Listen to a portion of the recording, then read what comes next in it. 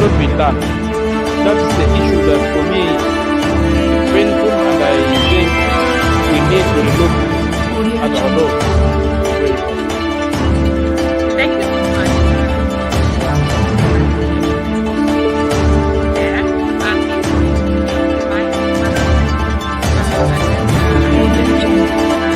Have you on board, Hannah, and then Innocent in that order, 3 minutes each.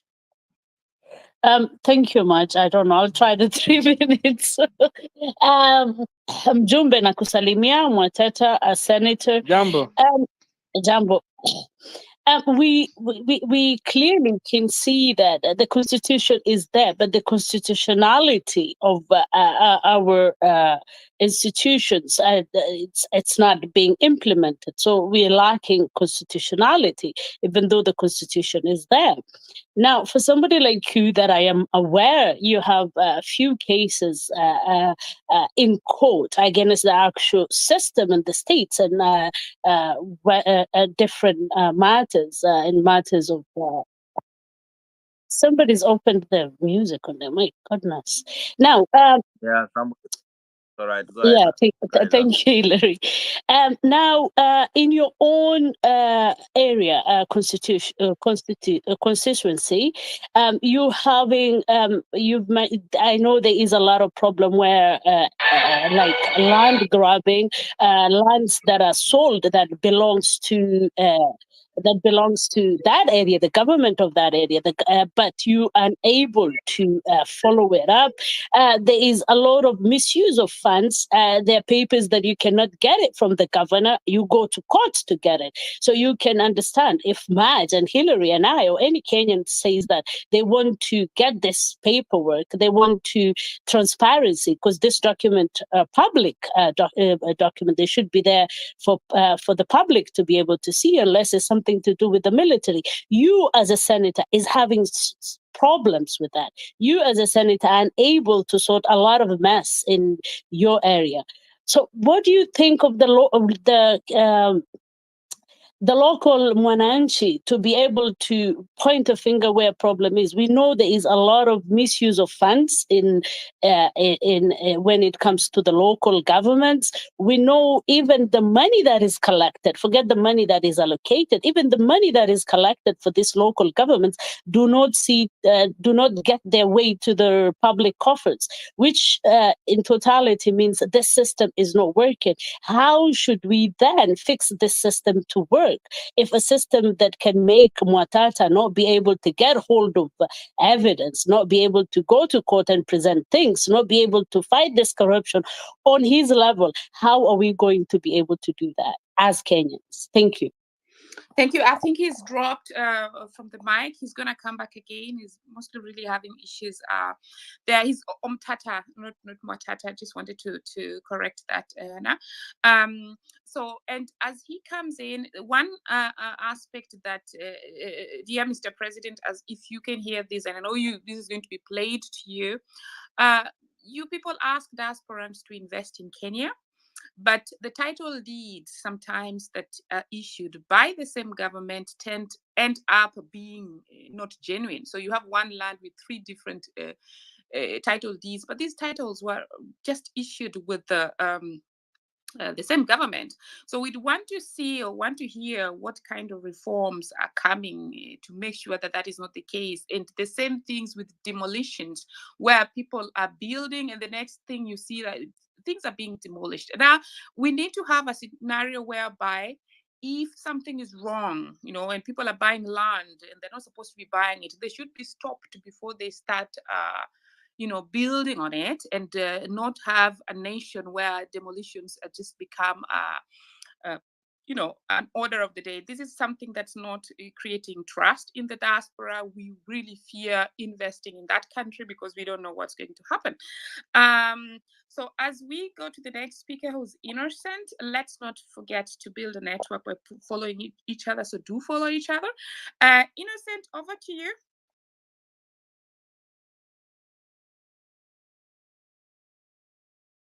Innocent, can you hear us? Maybe it's not. John Mark, go ahead. Then Victor, then Gaddafi. Thank you, God. thank you, guys. It's an honor to be on the forum, and Maj, thank you so much for the work you guys are doing. Also, in recognition of Diaspora today, I think I just want to make my comments very brief and in a philosophical manner. We need to be very, very careful about what we are approaching and putting on the table as our issues, because the country is basically, the inside of the country is riddled. It's a riddled cancer. Maj, you talk about the title deeds that are issued incorrectly. Let's not forget, this is not an issue that began 2 years ago. Neither is it done by Ruto or any other president that has been there. So what I want to reiterate here is the words that Honorable Mtata has reiterated. I think the issue that we need to be looking at here is our constitution.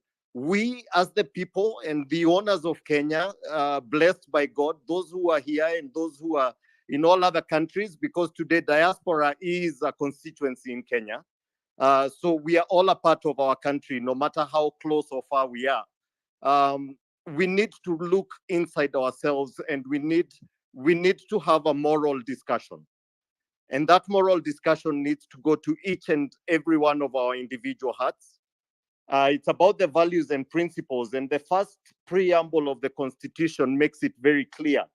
So we need to have a discussion around the morality of our preamble and civil education, and everything else can then come falling into place. But we have a beautiful country, and we now have a people who are ready to take responsibility, no matter how hard or painful it's going to be. And finally, for the government, with the withdrawal of the finance bill, what that has shown us is, as the people, we have the power to hold the government accountable.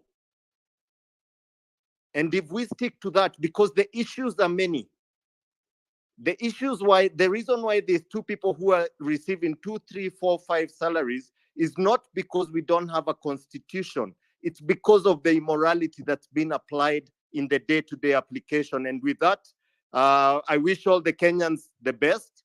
Gen Z, you guys are on the lead. You've woken up. You're whipping us together. We are behind you. And let's do this correctly. Let's maintain peace, and let's institute change. It's going to take us time. It's been 60 years of deterioration. So let's be aware. It's a journey. Let's not take politicians and put them into place of leadership. Let us take leaders and put them into place of politics. We have a lot of work. The rest of it will come together. Thank you, guys. Thanks, John Mark. Right. And sorry that we are interrupting at the very end, but we were trying to just keep times to ensure that people, get to speak. 2 points I want to really underline. You spoke about Diaspora being a constituency. Actually, the current government only looks at the Diaspora as an ATM. They only look at the remittances. So while that Diaspora is only an administrative constituency that was declared by the IEBC on paper for the sake of the elections, So I didn't know it's not yet a constituency they promised, but it's not yet been done. The question is, we need to look at the legal aspect of it, and probably any president should just say, well, this is not going to happen because of A, B, C. That is more honest than promising and not doing it. So what I know is that we had a number that was within the constitution. The IEBC was allowed to make us an administrative constituency. That having been said, the Diaspora is also highly defranchised. We have on a few voting locations. Europe, for example, only has 2, and it's a continent. So we need, and that's the reason why we only had 10,000 voters in the whole of Diaspora. We do not want to be reactive when something happens, and it's good that the Diaspora came out to, to demonstrate and so stop killing Kenyans. We don't want you people killing Kenyans back home there. stop abducting them. We never saw the first incident when the president came out. He did not condemn the abductions. During the interview, he said he did not even, there was a question from the journalist asking about the abducted people. He said, no, but they were found, but he didn't condemn it. So we need to also be actively participating and find ways to really help with the situation before it gets worse and makes us react.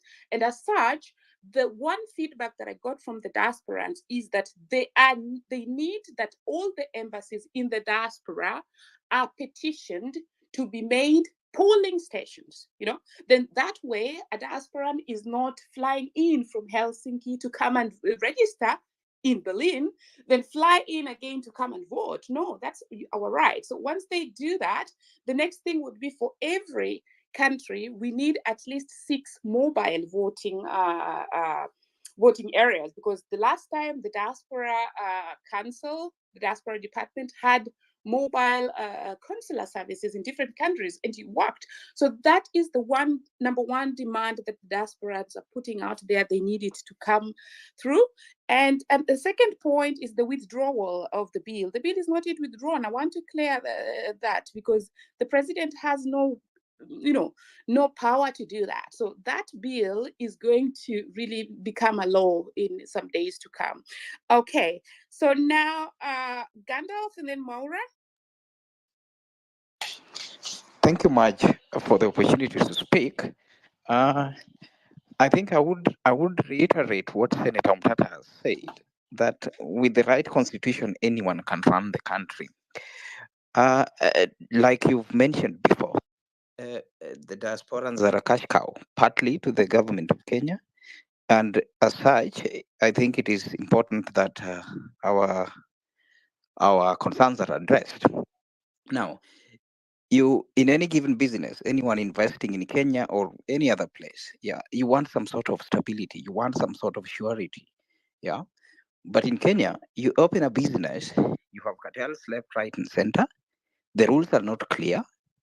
You don't know sometimes who is in charge and who isn't. So it is a mess that we have down there. That being said, if you look at the Western world, we've copied democracy from these people. In Germany, here you see, the Mittelstand and all this kind of stuff. Anyone can open a business, whether you are running a small bakery or whatever it is, but the rules are clear. The rules of the game are clear. The reason as why I'm raising this, we have a major problem called nepotism in Kenya. We have bureaucrats that occupy offices with their relatives and friends. So, Senator, as you people legislate, as you people oversee whatever is going on, we will have presidents, prime ministers, or cabinet secretaries that will ignore court orders, because we have a system that have put people in place that ensure that the cartels run the show. We have a corruption problem that is not only institutional, but it is also becoming a cultural thing, partly. Our environment determines how we behave. Now, if you grew up with nipatie kitu kidogo, it becomes part of you. So this is a generational problem that we'll have to deal with. Yes. The one thing you notice out here, for example, is the honesty. I live in Germany, and these people are honest. That is the first thing you notice. Right from small kids, quite honest. They give you answers straight as you want it. Now we have to start changing from that aspect. We have to start being honest. It is good, and I'm happy that we have people like Omtata. We know that people like Omtata are not for sale, not unless otherwise. Yes. But our biggest challenge is, in as much as we want a constitution that works, we have a problem of nepotism. We have to acknowledge that Kenyans are quite tribal to the core. That is something that we have to acknowledge. And once we've acknowledged that, do we come up with laws? Do we have a constitution that addresses this directly? Yes. You can change people, you can change the government, all you want, but you have bureaucrats that are conduits to corruption in these institutions. Institutions are only as good as the people that occupy or people that sit in them. So we have a major problem in this kind of sector, and please, Senator, as you will be talking, kindly, if you could address that, or the legal minds that are in this forum. We have one of the best constitutions in Africa, and it's high time we start dominating. Okay, Right. I think my time is Thank up. you. I Yes, have yes. so many things. Thanks. Yeah, no, but as you land, if I can just give you one, as you land, what is your message to President Ruto? Main message. My message to President Ruto is quite simple. Fire the yes men. Yes. Stop advising yourself. Get some people that you can listen to, get people that you respect, and listen to them. Yes. Don't surround yourself with fools. Thank you. Thank you so much. Esperance and Maura in that order, 3 minutes each. Yeah, thank you very much. Will be as brief as possible. So yeah, it's indeed the diaspora contributes about 3 to 4% of Kenya's total wealth, that is our GDP. So the diaspora is a very powerful community. And as we look at how things are, we all have a role to play. I keep on telling each and every person, you have a role to play as somebody who has influence. You come from a family, and I believe there are people who listen to you. I've been in this advocacy space for for the longest time possible. I'm 28 years old.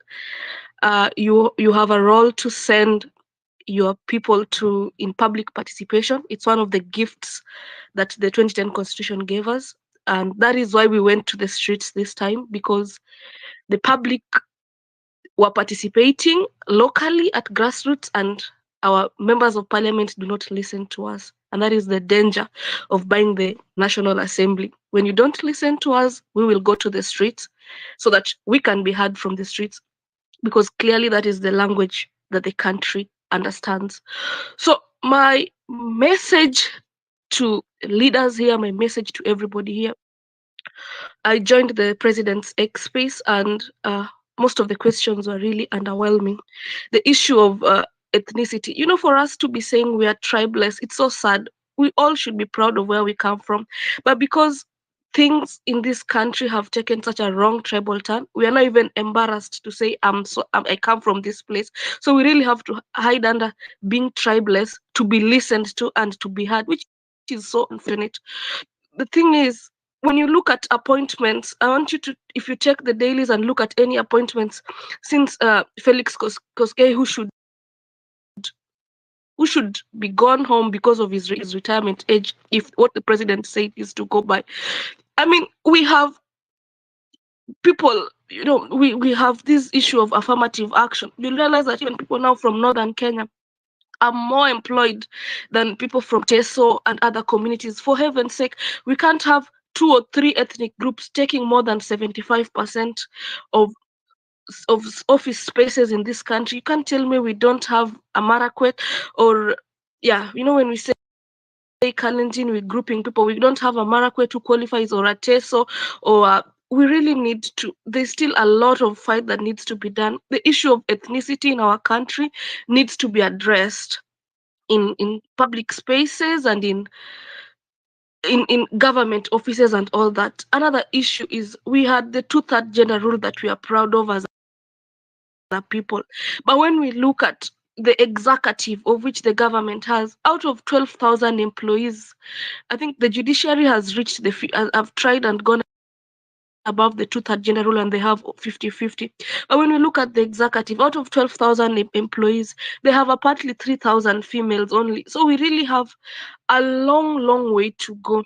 And if we are to look at Sabasaba March for Our Lives today, what I like is that this movement cannot be stopped. We just had a little bit of more confusion here on X, but when you go to TikTok, you go to other spaces and on the ground, I mean, we young people, we are still charged, and we're not stopping until we get change. We will be heard by at least 1 or 2 people. We have to save this country because it's gone to the dogs. We have to do whatever legal things we have to get things in order.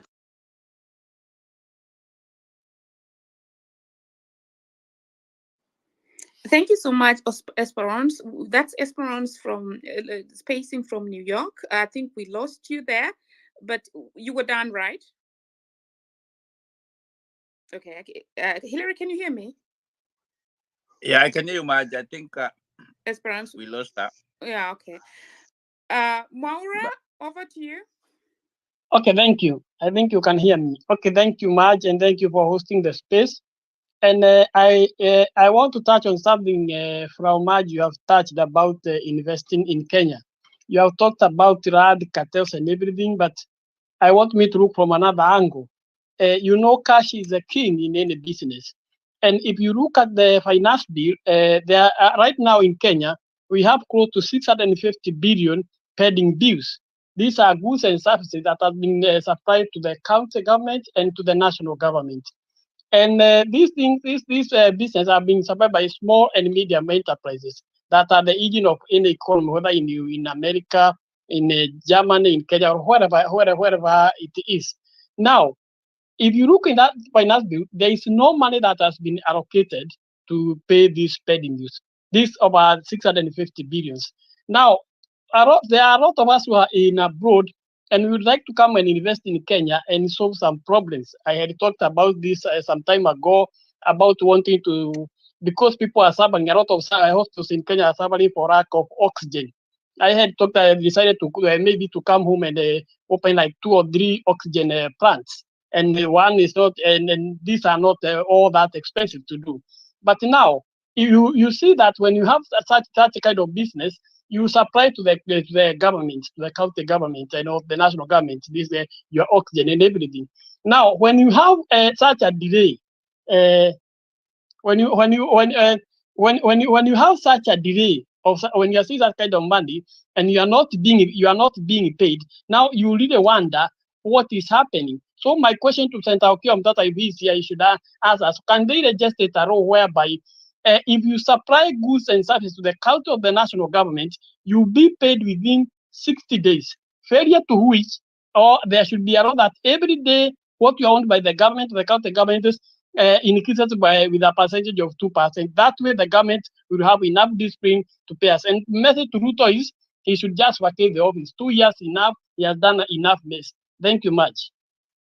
Thank you so much, Maura. Joining from Switzerland. Switzerland is represented. I see Okiya Mtata has come back on. I'll give him the mic to answer the questions that have been presented until now. Okiya, over to you. Hillary, you wanted to say something before Okiya? Yeah, please as go. it comes in also Kabando is with us, and some people are saying that they can come to the mic. Okay. Go ahead, Mheshimiwa. Over to you, Okiya Mtata.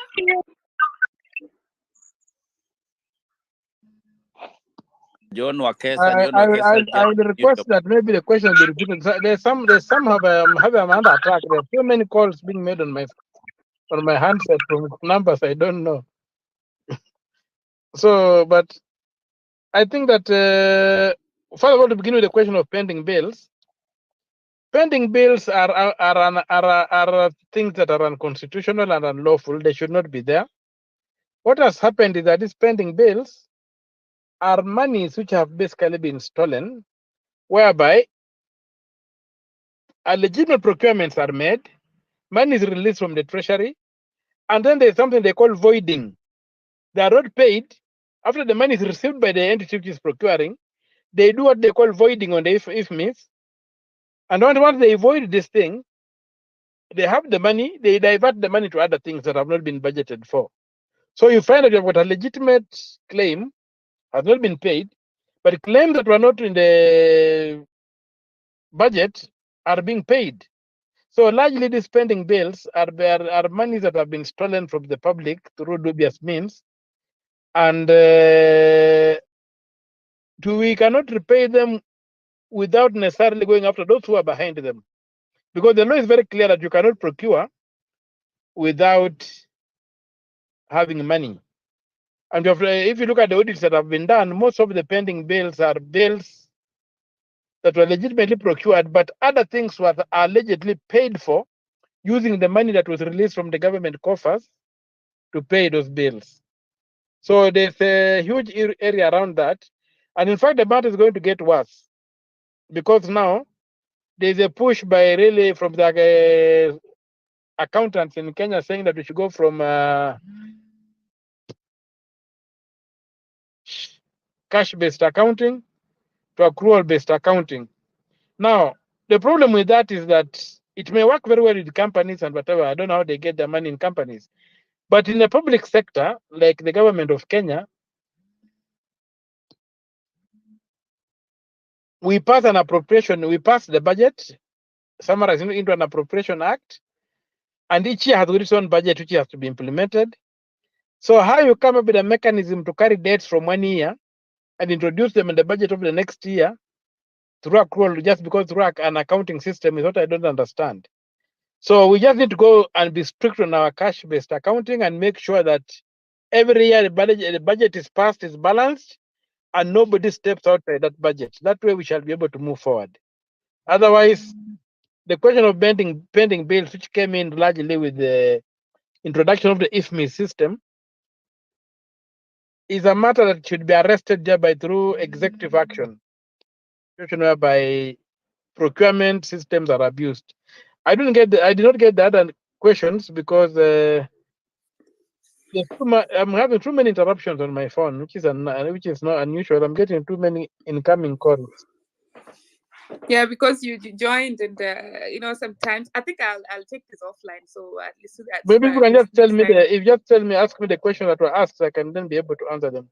Now that yes. So the next question was, is there a way one can introduce a law that requires, for example, the national government to be paying their bills, when you have a tender with them, that it's specified that it's being paid within this amount of time, failure to which it's going to accrue some interest. Do you think this is something that would be realistic and would even be pushed through? I mean, it's going to help because Maura, who is speaking, is it would not be an ideal thing to go for from where I sit, because right now I'm litigating a case whereby the Laikipia Air Base, somebody was given a contract for the Laikipia, was given a contract for the Laikipia Air Base. The interest alone has run into billion shillings. The interest that has been earned alone is about 3 times the principal amount. And what was happening, there was collusion between the people in government and the contractors, I think, to siphon off public money by not paying the debt, so that the interest that was awarded through an arbitration system could be paid. Since I intervened, they've paid almost they're almost through the principal before the case is heard, because I wanted people to be held responsible. But now, if you allow the interest to come into public funds, we are going to get a lot of such cases whereby supplies are done, and then unscrupulous public servants just say, okay, let us give this money here, the principal, and we continue earning the debt. We are continue earning the interest with whoever is doing, whoever supplied. So it would really be a very risky system for me. The law as it stands right now is adequate.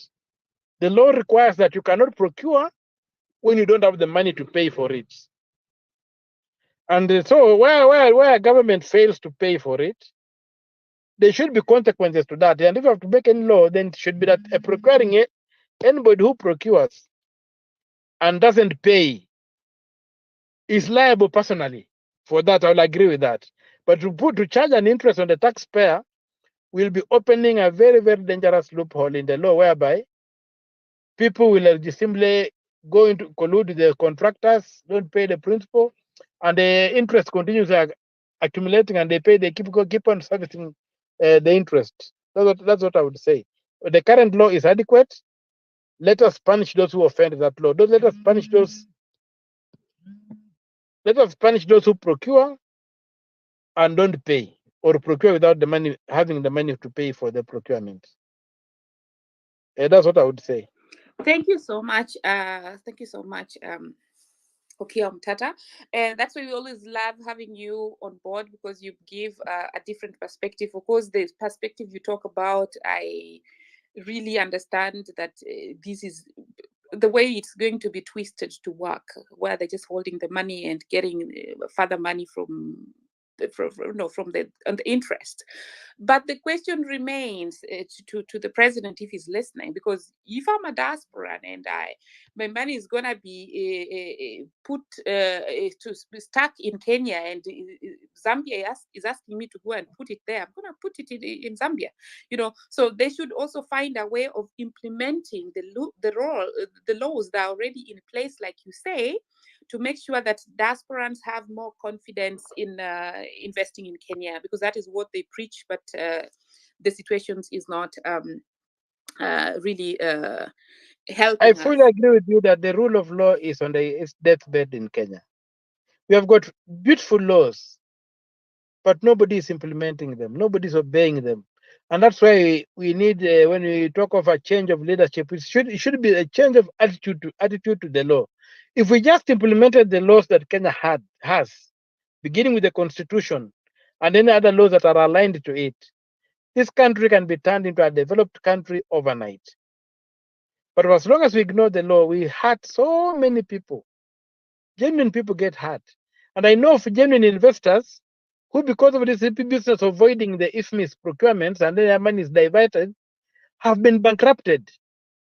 There was this lady in, I think it was in Laikipia or somewhere, she committed suicide. Because she had supplied the county government genuinely, and the county government had diverted her money and paid somebody else. And there she was stuck with a bank loan that was eating up everything she had. So it's really thing, but we must get people who will implement the law. We must implement the law. There's no other way for Kenya. If we implement the laws we have, the law is very clear that don't procure and you don't have any money. You are required to pay. When you procure and you don't pay, it means you do not have the money when you are procuring. That procurement officer should be punished for breaking the law, but they don't get punished.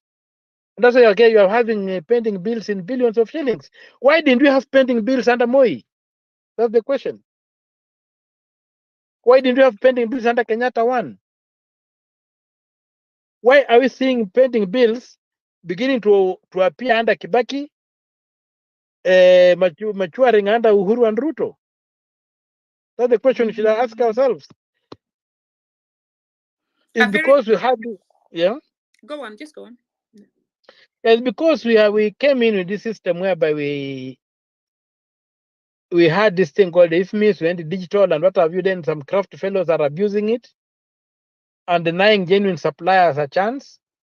You you tender, you go into a tender, you win the tender, everything is cleared, the money is released to pay you, then the paying officer does not pay you, goes and procures somebody else and pays them. Then you who was genuine, whose documents were used to get the money from the state, remains with a pending bill. That such a fellow should go to jail. Why are we negotiating with these characters? Why are they still in office? And it's happening across the land with no accountability. That's how I'd put it. Let us implement the law and deal with these people ruthlessly. If we get a dictatorship of the law, Kenya will be saved. Without a dictatorship of the law, Kenya will not be saved. Everybody from president to the citizen must be subject to the law and must suffer the consequences of the law. If the president is not wearing a seatbelt, a constable on the beat should be able to arrest him and hold him accountable for violating a traffic rules. If we get to that point, this country will deliver on the promise it has for its people. And that's all. Thank you so much, Mukia Mtata. And I think the rule of law answers a lot of questions that were sent your way. Hannah also asked the question about, I think in your place or your region, and I think that just answers it, because her concern was, if you are fighting to get the things you need, what about the common mwananchi? But as you say, if the law is followed, then this common mwananchi doesn't even need to go through that. And that also answers our questions with the fake titles that are all over, yes. And also, I may just add that it's not just in my country that I've been unable to get documents. Even in parliament, there is this thing that what we say, whereby under the last years of Uhuru, they came up with a scheme to steal from the public, where they came up with this thing called the Kenya Development Corporation, and used an archaic law in our rules, a law which was meant to have expired with the colonial government, but was still in our books, which incorporated the Minister for Finance as a corporation, so that the British Crown could transfer assets that belong to the Republic of Kenya to the new state. That was done. Now, using that law, Ukuri Atani, who was the Minister for Finance, constituted himself into a corporation and decided to form a corporation called the Kenya Development Corporation, and using a gazette notice, transferred assets from all the other state agencies to this corporation. Similar to what Ruto was saying, that he has dissolved state corporation. How do you dissolve a state corporation which has got an act of parliament? So they did that and they brought these things in, but they forgot to do one thing, that to validate a gazette notice, legal notice, you need to take it to parliament within 7 days of the sitting of parliament. They didn't do that. So I've been trying to go to get parliament, to get the clerk of the National Assembly through the table office to write to me and say that they received this document or they did not receive that document. They have refused. I know they did not receive them. I've checked the register in the table office. The minister never, Ukuri Atan never tabled that legal notice of his.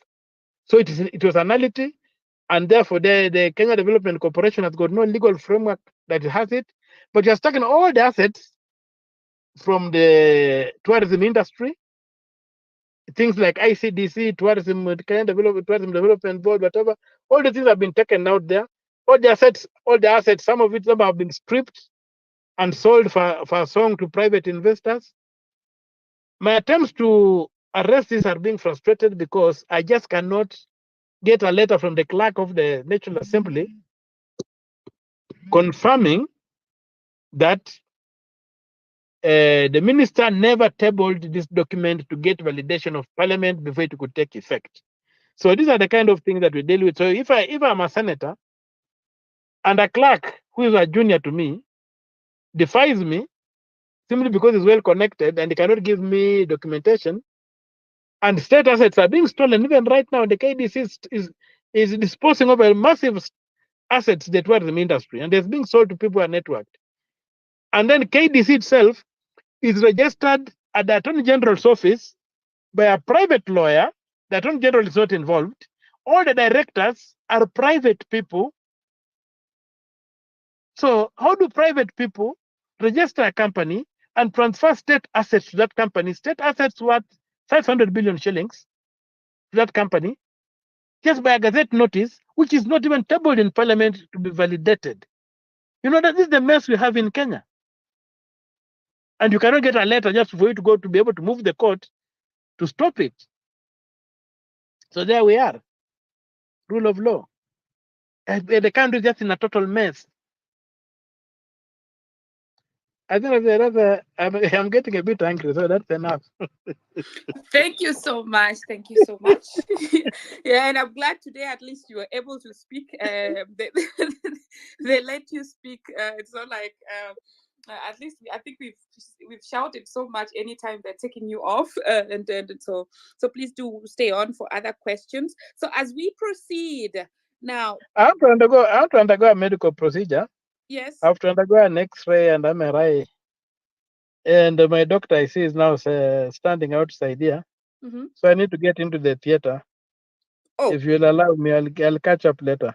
You are a bad patient. Are you spacing before you get into the... Okay. We wish you all the best. And then... Okay. But I'll come back when I want them done. I want them through with the X-ray and MRI. No, it's just the X-ray and MRI. Okay, that's fine. That's okay. Fine. Yeah. Okay. Thank you so much.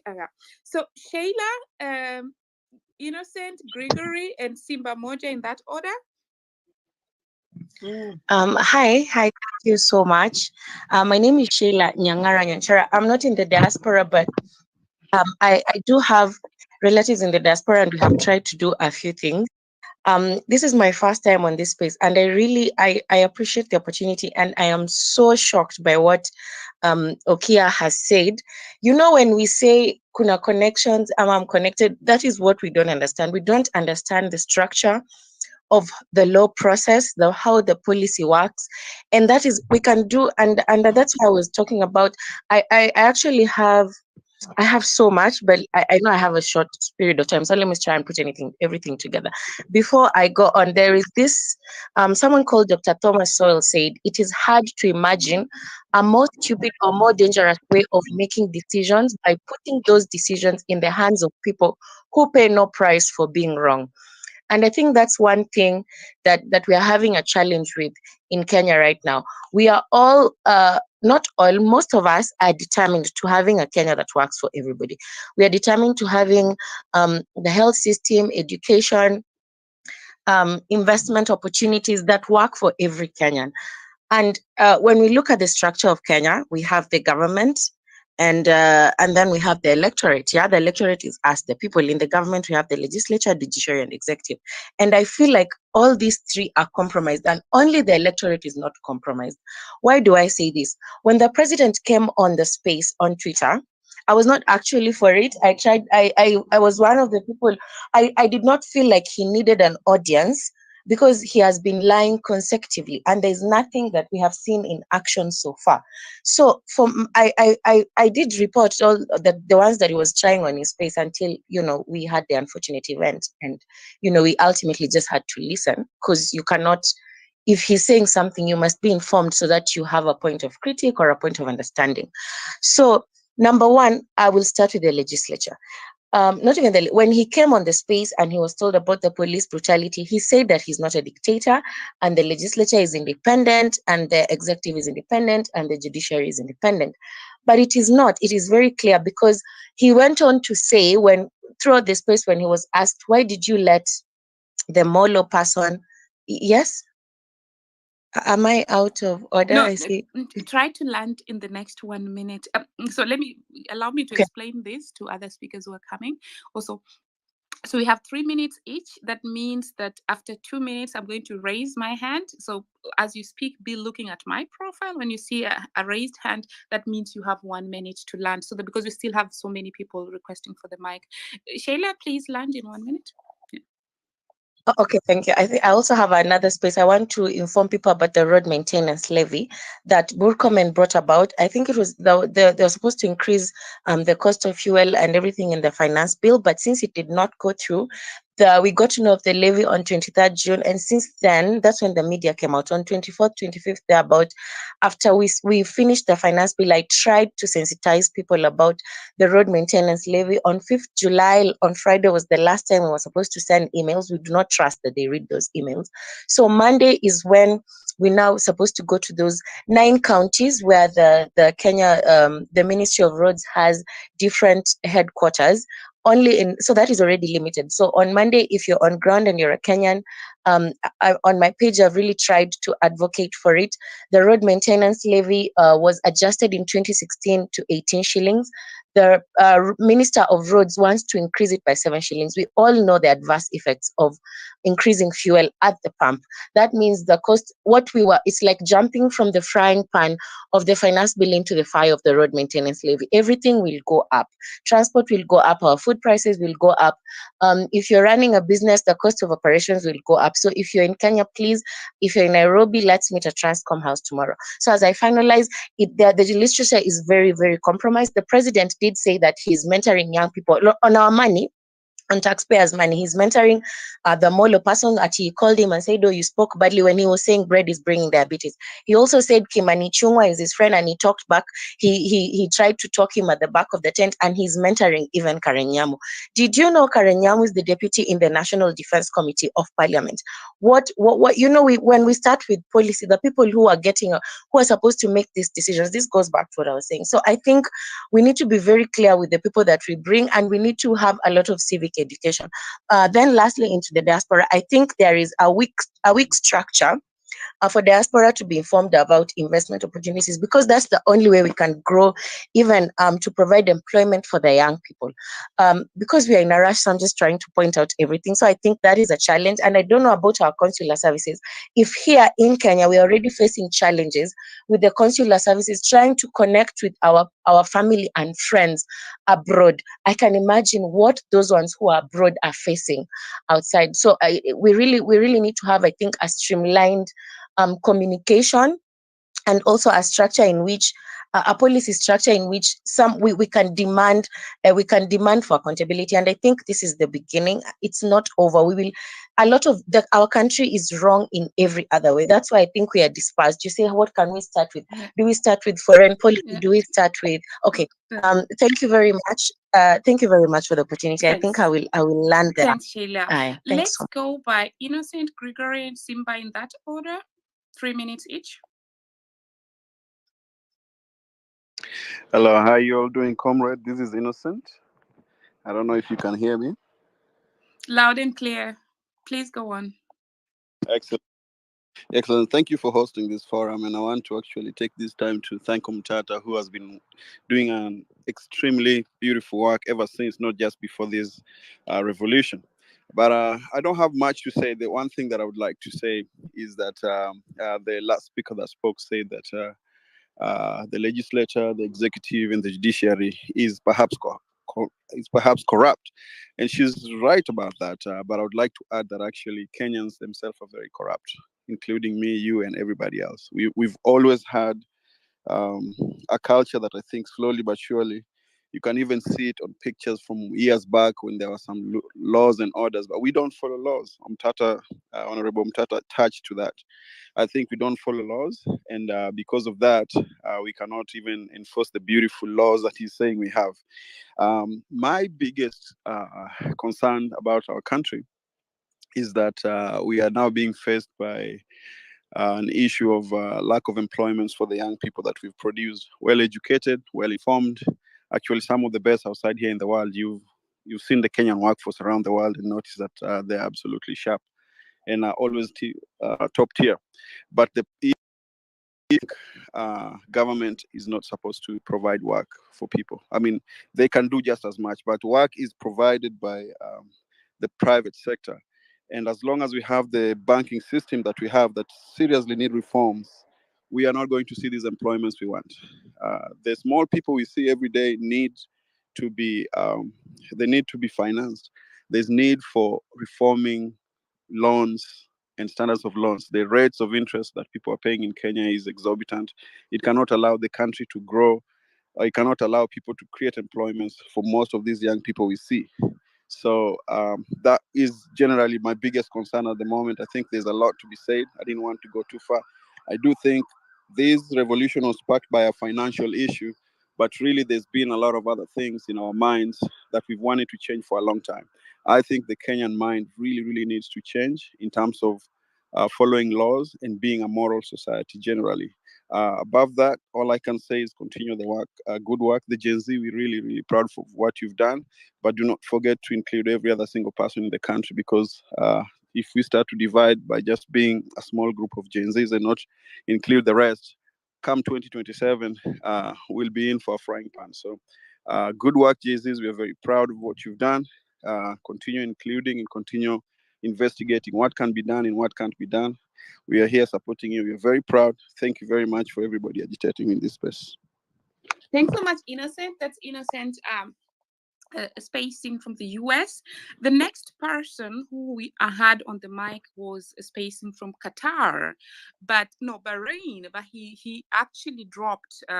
Please pick the mic again. There's another person also who's in Qatar.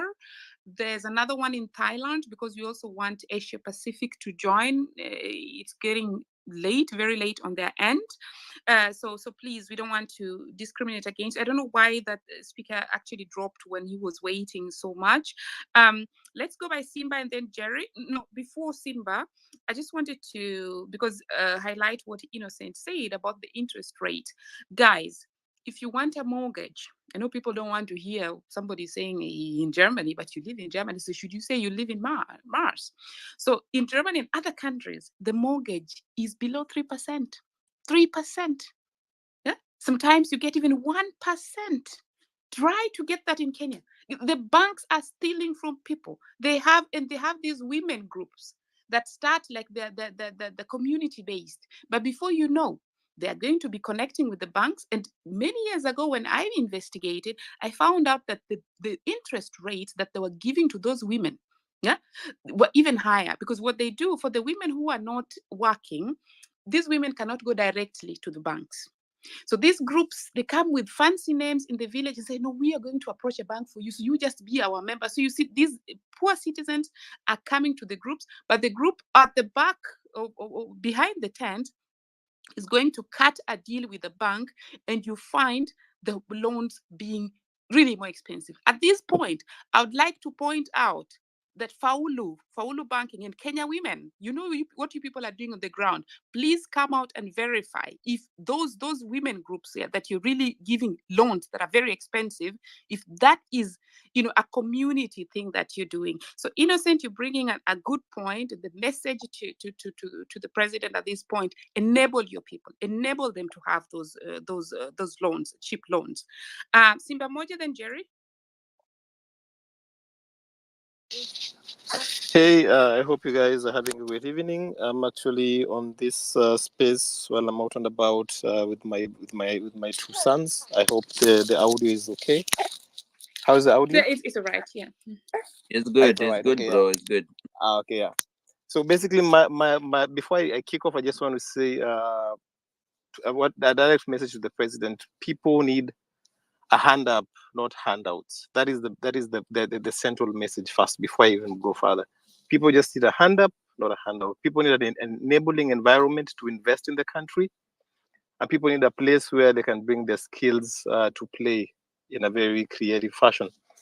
So my thing is this: the Kenyan diaspora is over 3 million people. That's it's a constituency on its own, but that has also been discussed to a large factor. But if you look at the contribution, it's far bigger than tourism. It's far bigger than the horticulture. It's far bigger than a bunch of other sectors of the economy. So we need to be taken seriously. I've always said that over and over again. The government always tends to want to borrow money. They always want to finance the country using bills and so on. Have they ever thought about floating a diaspora treasury bill? Just float, trying to raise funds from the diaspora. Because if you look at this, like 3 million strong, we could definitely do a lot more for the country than what we are doing at the moment. But the most critical thing that I look at Kenya is there's an absolute there's no rule of law completely. It's the country is falling apart on so many levels, and people are losing trust. I have friends who wanted to invest in Kenya, and every time they hear whatever is going on, people want to back down. I have Kenyans who are living overseas, and every time they think about retiring, it's always like, Kenya, yeah, I don't think I want to retire in that chaos. I was in Nigeria a few years ago, I think 1.5 years ago, and what I experienced there is like that is the same direction Kenya is also going to. It's a nightmare where you meet corruption straight from the airport, people trying to extort you straight from the airport, insecurity, all these kinds of things. It's getting out of hand. Hello, can you hear me? Yes, Simba, we can hear you. It's only that we're saying that wind up, bro. Yes, Wind up. we can hear you. Yeah, I'm winding up. I'm winding up really, really quickly. So my thing is this: if the president really wants to show that he's taking us seriously, he needs to start off by taming corruption in the country and increasing investor confidence in the country. Because us in the diaspora, we are very much interested in coming back and investing in the country. A lot of us are invested in Kenya emotionally and financially, but we are unable to really connect because there's always that feeling that every time the country might flare up and everything might go in flames.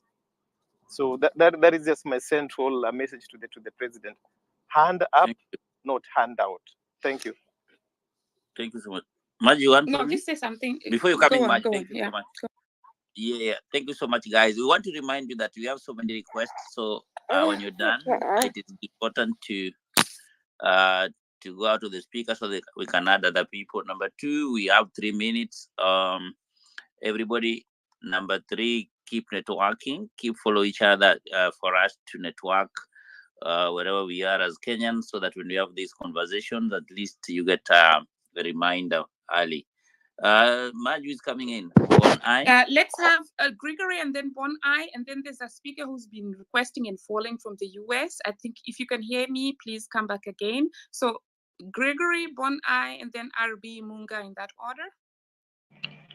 Hi, greetings all. Sorry, my phone just dropped off. I don't know why. I'm Mwema Gregory calling in from Middle East in Precision Kingdom of Bahrain.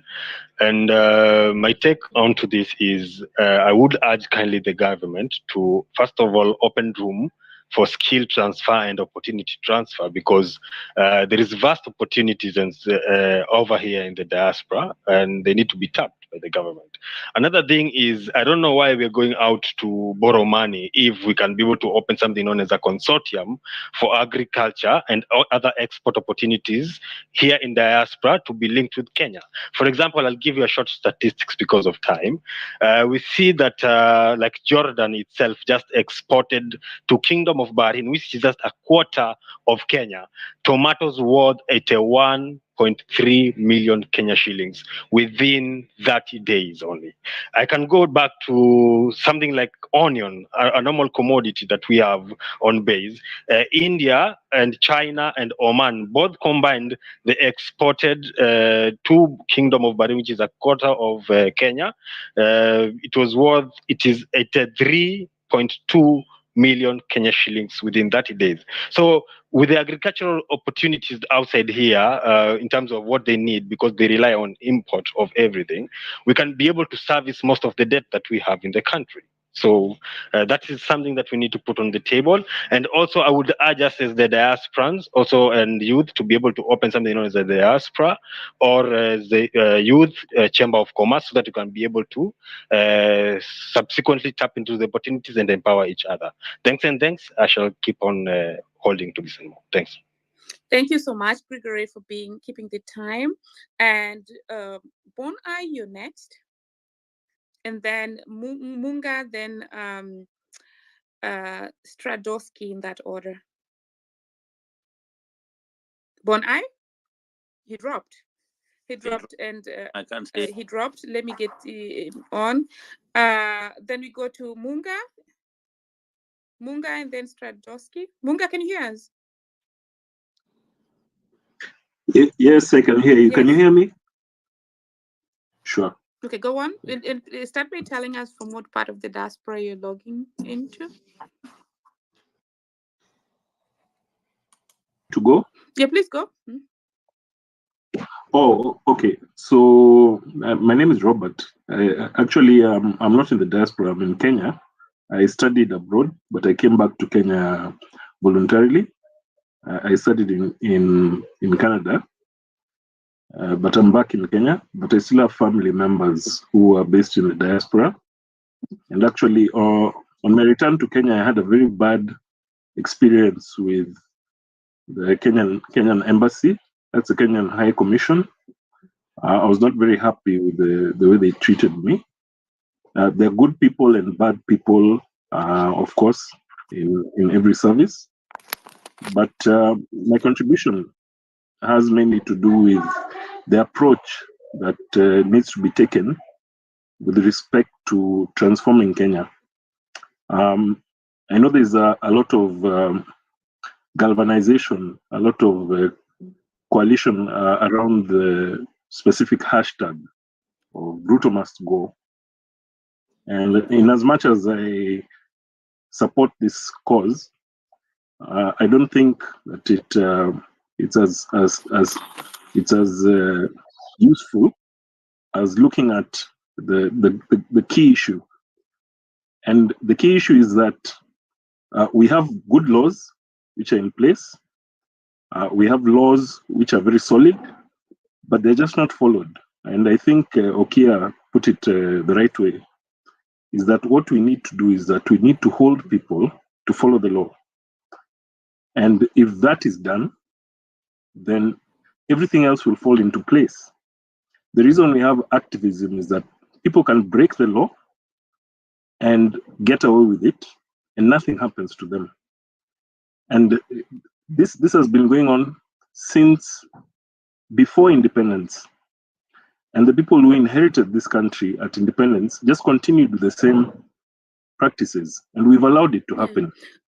And I think what the events of the past few weeks have managed to actually shock government that people are not stupid. They can see what's happening. They've been holding these things in their hearts, and it's going to change. So my just as contribution. As you finish.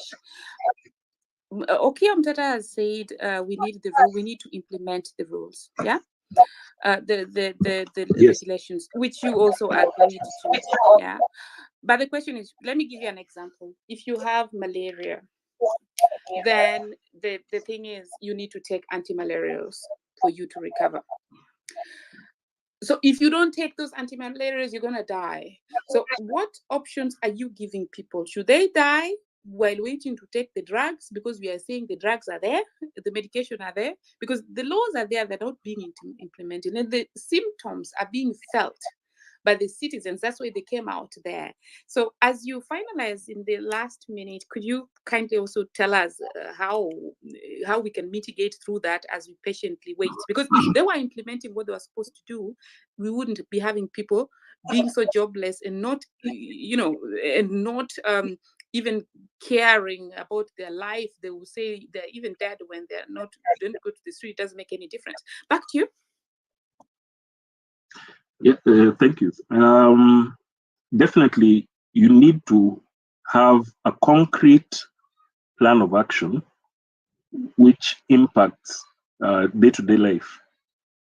And what I would say to that is the thing that made the Reject the Finance Bill movement successful, I'll say, although that the jury is still out on that, according to me, was the fact that we picked a specific issue and we focused on it, and all the pressure was applied on that issue. And the same approach can happen for the most pressing issues that we see. Of course, there will be fragmentation between the different groups. And that's why I was saying, although Ruto must go is a very emotive, and it's a hashtag that galvanizes emotion, it might not be so practical from the point of view of achieving a better standard of life for people on the ground. However, you can take something like the fertilizer scandal. We know that the principals who were in charge of that ministry when the scandal happened are still in office, and there was no political responsibility that they took, and they're just sitting pretty in office while everybody is chasing very many different fragmented goals. So the movement or the feelings that people have to be focused.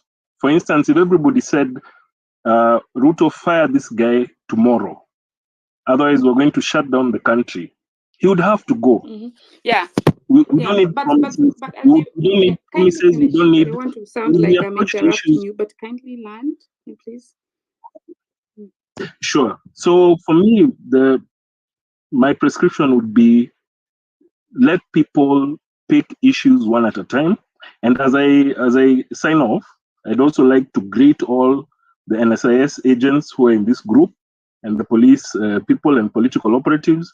You're also our fellow Kenyans. And at the end of the day, when Kenya works, it also works for you. Thank you. Thank you so much, Munga. Let's go to Stradowski and then Bernard Kavu, and let's keep 3 minutes each, because we still find a lot of people want to, we still have a lot of requests on the mic, and yeah, thanks. Stradowski? Hello, can you hear me? Yes, we can hear you. Please proceed. Okay, thank you. So I'll be very short. Thanks, Marge and Hillary for hosting us, and thanks, Honorable Okia, for joining. I will just say straight that Kenya is a very rich country, extremely rich, because the rate at which it's being devoured or robbed, it could have fallen, but we are still standing. It's not about how much we get, but it's about of how do we spend. So I've noted down some few key areas which I would like to point out. One, the politicians or the political class in Kenya, the salary they are earning, I don't think there's any justification. Even president himself, his salary is about 3.5 million, yet he's living in State House. He has everything paid for him. What is the justification for that high amount of salary? Because in euros, that is about 30,000 euros. The Finnish president, where I live in Helsinki, earns less than 10,000 euros, which is about 1 million. And he doesn't use state vehicles, if not on official duty. I meet him in the shop market walking on foot. And then two, the allowance that is paid to the political class. Unfortunately, but true to say, the salary of the MPs, I think, is somewhere between 500 to 700,000, but the net they go with at home is about 1.7 million. So how can allowance be double the salary? Allowance should be much, much less than salary.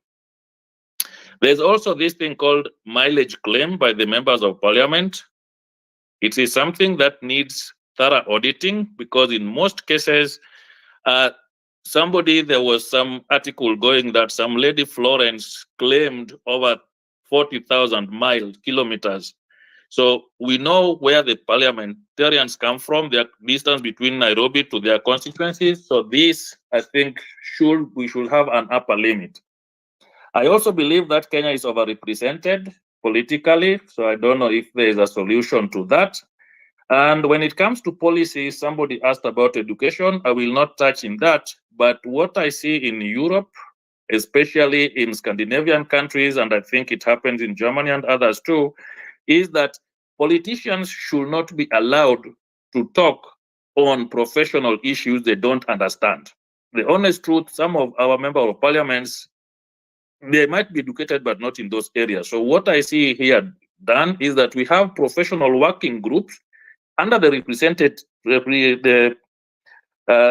ministries, and then those professionals working groups are the ones which come with the policy. So if it's health, you should have health professionals making policies which govern the health sector. If it's education, you do the same thing.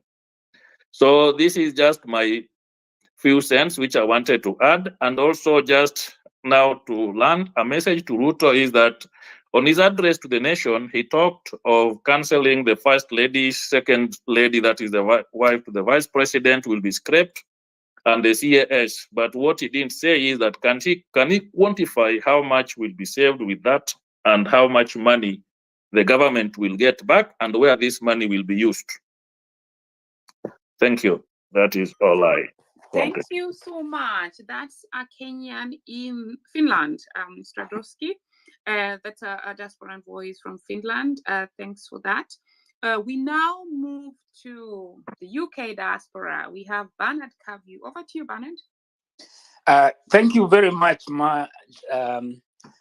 This is really great. This is a good space for us in diaspora. I'll try. 3 minutes is really not enough for the things. I know. It's so you are really mean on that, but I'll try. I'll try my best. So to start with the Gen Z, and I want to echo what my colleague and respected friend David Orgega said. The Gen Z is really a great movement. And yes, they go by tribeless, leaderless, and all that. But for any great organization, structure is very important. And I want to speak from the diaspora point. In the UK, I observed that I didn't know we had so many youth, Gen Z, really. And in the US, Ireland, I watched Australia, everywhere where there were demonstrations, there is a big chunk, and now I'm talking about diaspora.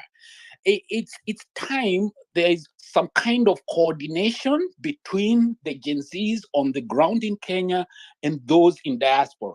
Why is that important? Because the Gen Zs in diaspora would be more enlightened into progressive ideas from the countries they've lived into, and also when it comes to funding and so on and so forth. So I'm just saying to them, it's time they came up with a structure and incorporated not just those who are in Kenya, but those who are in diaspora, because this is a diaspora forum we are speaking on. So that's the first point. The other point is something you mentioned, Mike, about voting and so on and so forth. It is really unfortunate the IEBC is not active now, because here in diaspora, we've been fighting for voting rights forever. And we made progress from having 5 voting countries in 2017 to 12 voting countries in 2022. And now it's very unfortunate that IEBC should be busy now expanding this number, because we want more countries to be able to participate in 2027. And that's not happening because there is no IEBC. So this is really a matter of concern. The same way Gen Z and the previous speaker said they picked an issue, the finance issue. People focused on that. I think diaspora need to pick an issue, the issue of voter registration and voting. We need to pick that as an issue and work and move with it. Unless we do that, we'll just be all over the place, as you said, fragmented, each one pulling their own direction. We are not heading anywhere. We need to pick an issue and say, we need IEBC to be in place, and we need them to start the progressive. What is promised in the Constitution is that there should be progressive registration and enabling of voting in diaspora. We need this to happen now, not to wait until 2026 or 2027. Then IEBC comes running and says, okay, we are going to add 2 more countries, start registering, and then we end up with 10,000 votes, and they say, oh, diaspora just talks and they don't vote. We don't want that. We want this process to begin now. So my message to the president really is very simple. Let's have the IEBC constituted, and let's get the diaspora matter addressed. We want every country in diaspora where there's a Kenyan consulate or embassy to be able to register and vote in 2027. It's a very simple and clear message.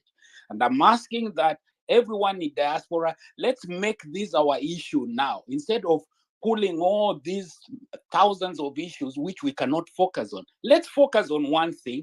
Let's get every Kenyan to be enfranchised. So come 2027, we can vote. What are we talking about here? We are talking about 3-4 million votes. With 3-4 million votes, you are kingmakers. You can make a president. I'm just telling you, do the math. The last election was decided by 200,000 votes.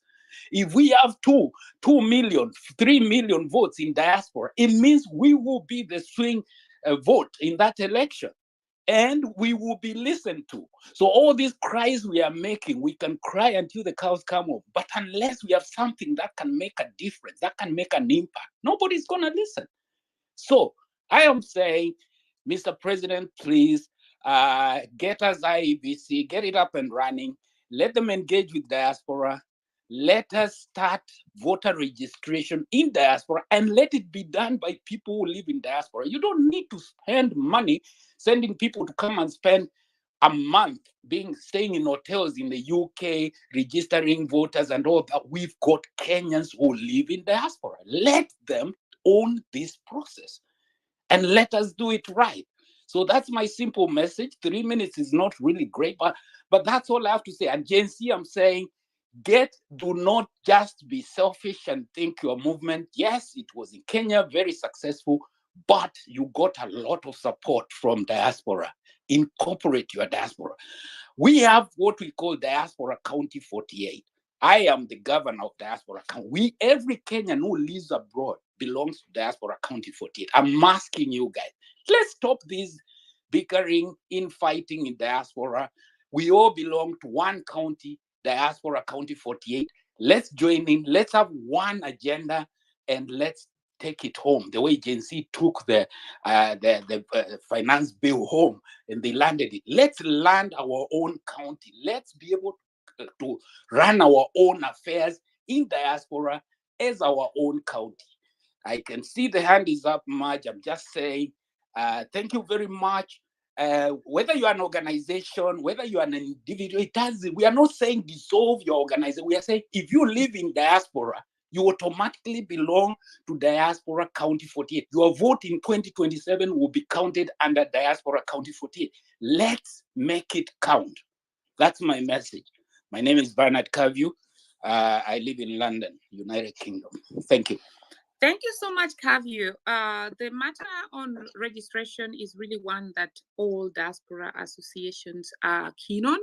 We need to do that. There is a petition involved. We cannot leave that in the hands of IBC because they interpret it differently. Then they will come and tell us that, we are adding you one country. What the demands of the diasporans are is that every, somebody has the mic on, if they could mute.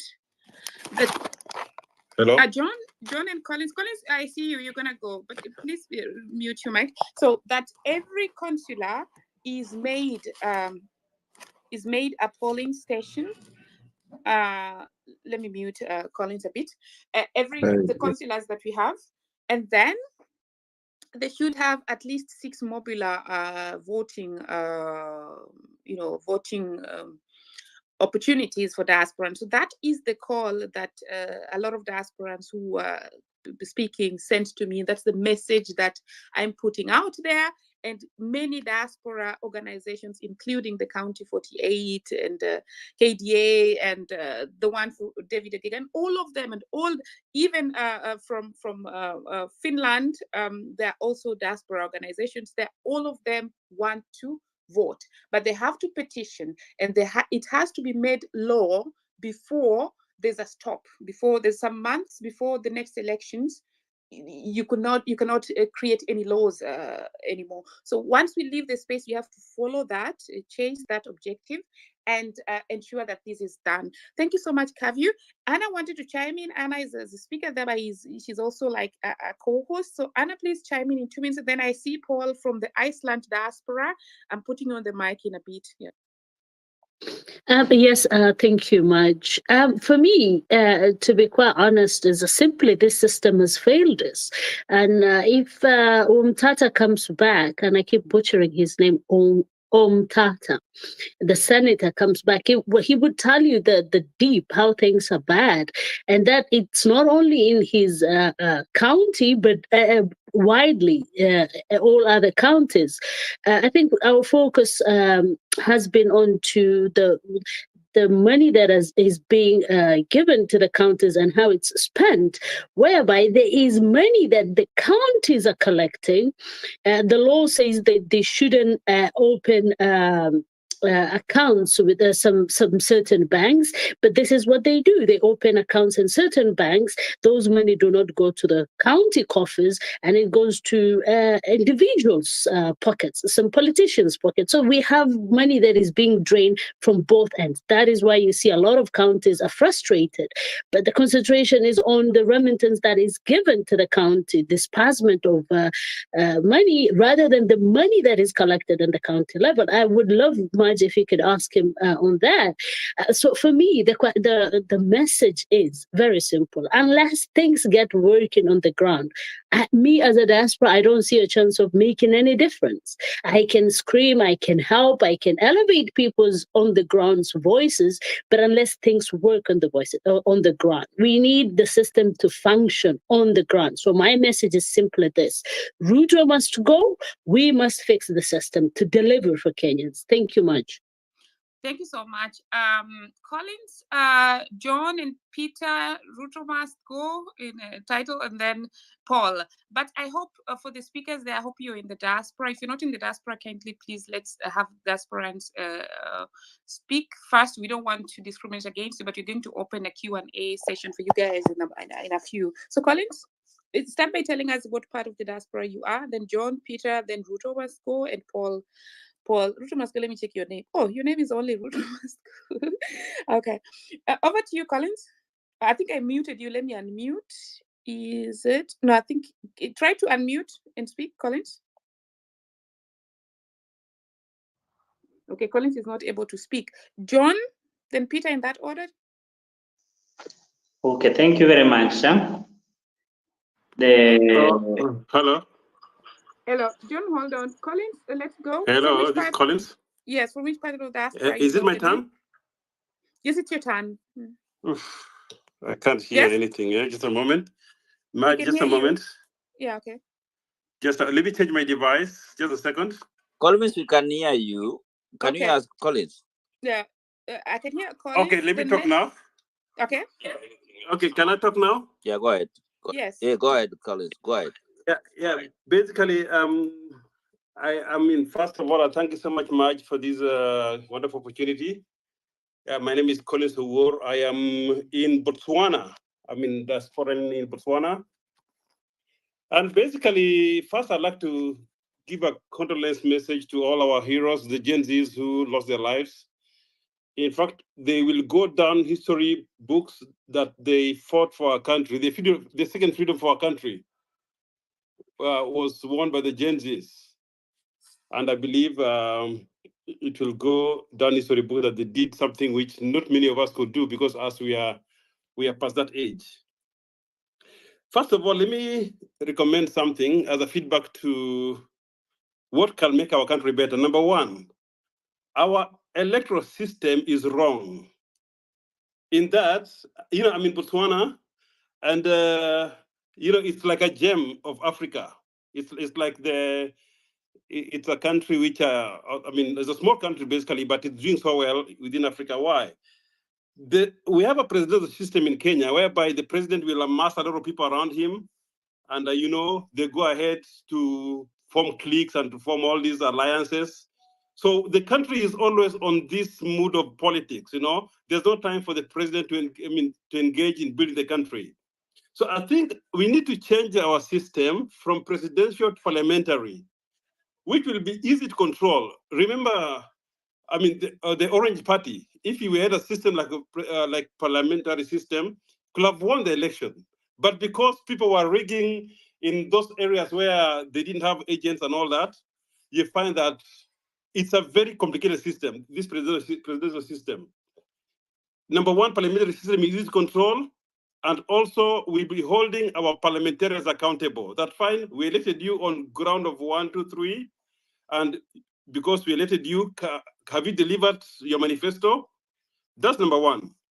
Number two, for us to be able to make our country better and turn it, to be the Switzerland of Africa, the way Botswana is right now, we need to consider nationalizing our mineral resources. Let our minerals be owned by the country so that everybody can benefit. If we find gold in a given area, let that gold be owned by the country, be exploited, and be sold so that the country can be able to develop itself. Botswana, they got diamonds, and the diamond is not owned by any single person. It's owned by the country, and the same diamonds, it's sold, and we have got free education, we've got free healthcare, we've got best roads, we've got everything. So I think we need to change a system whereby nobody owns resources, mineral resources in the country. Let them be nationalized and let them be, let them be used for the development of the country. Not a few people in the clique, a few people will be owning it. Marge, I can see your hand lifted. I'm just running up. Last point. We need to have a system run by technocrats so that government people should not be fighting for the positions. Technocrats to be independent running the country, let politicians run political issues. I think that's the point I can give, and I believe you shall give me a chance once again. Thank you. Thank you so much. It's lovely to hear from you from the diaspora in Botswana. And so, yes, we'll give you another chance. Let's proceed now with Peter and then Martin, and begin by telling us from which part of the diaspora you are dialing in. Thank you very much for the opportunity. I'm currently in the United Arab Emirates, the famous Dubai. So I thank you for this forum, and I thank you for the Gen Zs who are fighting hard to rescue our country. And thank you for everybody who is supporting them all over. My point is just to the president, just do total overhaul of your system. Because if the system is not working, nothing will work, because it is all corrupt. We need a system which works. Where we are now is total shut down everything in government, because where you go, there is no service. Everywhere you go, there is no service. Money is stolen left, right, and center. This thing, we need to do away with it. I can give you a simple analogy of a family, whereby if you are a father, you have given money to your son to spend, you know what you told him to go and buy. Definitely, if he did not buy those items, then he has to tell you where he took the money or what else he did with the money. So the government knows who is stealing money. They cannot tell you just money disappeared. Everybody is given money in his ministry. He should be accountable and account for every penny that he was given in that ministry. If somebody, we know who was given money, they know. The president receives money from outside and he knows how he distributes it all over. So they cannot tell us they don't know who is stealing money. They cannot be telling us they don't know who money, how it disappeared. They know. They know who took the money. They know who is stealing what. They know who is investing in his own business. That's what, it is simple as that. They don't stop lying to us that they don't know where money is going. This is a cartel system from the presidents all the way down to the counties everywhere. They know where this money is going. It is simple and clear. Thank you very much, and I appreciate. I think I cut a minute short. You take 1 minute, because when I'm raising my hand, you have a minute left. Just so in general, what's your message for Ruto? My message is for him to take account for everything, because he knows who is stealing. He knows where the money is. He should get those people in jail. And that's all we need. We need clear, total overhaul of this system, because we know it is corrupt. And he knows who is stealing. He cannot tell us he doesn't know. He knows. He knows who is taking money. They know. They know themselves. Thank you. Thank you. Thank you. That's a voice, a diaspora voice from the UEA. We move to the Iceland diaspora. Paul, over to you. Hi, can you hear me? I cannot hear Paul. Hillary, can you hear him? Yeah, we can. We Can you can hear hear me? him. Okay, then let him finish it. Then you guys alert me when he's done. Yeah. Go on. Take Yeah. the mic. Can Paul, you're breaking up. If you could fix your internet, probably. You're breaking up. Marge, Paul is breaking up. Maybe give it to the second person. Yeah, we can't hear Paul. Okay. I think. So let's Paul, let's go by Marty. You can leave and come back. Okay. Let's go by. Okay. Marge, can you hear me? Yes, I can hear you. Can you hear me? All right. Yeah. Paul is back, I think. Okay. Then finish with Paul, and then you let me know, Hillary and Anna. Okay. No, it's done. Martin, go ahead. Martin, go ahead. Paul even is dropped. Yeah, thanks a lot. Hi. Hopefully you can hear me. Loud and clear. Please proceed. Yeah, so I'm Martin. I'm based in the United Kingdom. I just want to start by saying that I'm very proud of what Gen Z have been doing in trying to turn around our country. Because frankly, some of us, are out here because of issues that they have raised, issues to do with corruption, immorality in the society, lack of ethics and stuff like that. The point I'm trying to raise is that unless we have a correct diagnosis of the problem that the country is facing, then we will not get anywhere. And I'm not going to make it rosy for anyone, but I think Gen Z, what they have done is just a start, but they need to do that by looking at the mirror and not just the young youngsters themselves. I have 2 Gen Zs in my house. But every Kenyan needs to look through the mirror because the problem is just bigger than that. The problem we have is a general society issue of lack of ethics, of lack for corruption that we need to face, as a society. And without doing that, we are not going anywhere. So my message to the youngsters, my message to Gen Z is this: start by looking through the mirror. Look through the mirror, start from your home, start with your friends, start with people you know. We all know people who live beyond their means, our friends, right? We know people who are corrupt. We know people who are stealing from the government. Tell them off. Let's tell them off. Tell them this is what is killing our society. This is what is killing our country. So in as much as we want to do this lazy slogan of saying the president must go, we have to make it a bigger issue than that, because taking one person from the equation doesn't solve anything. So we need to make it a bigger, to have a whole society solution to get anywhere in this. And so, yeah, that's the thing I wanted to raise, that we jointly have to tackle this issue. And it's an issue that is in the entire society: ethics, morality, corruption is actually a whole society thing. And everyone in this group must know somebody who is it my time off? Sorry. Yes, so please land. Thank you. All right, yeah. Shall I stop there? No, just take the next 30 seconds to land. Yes. 30 seconds. All right, yeah. So anyway, I know that the other part you are trying to ask is, what should we tell the president? I think for me, the message would be there are things that are within his power to change. If he's able to change what is within his power, that would be fantastic.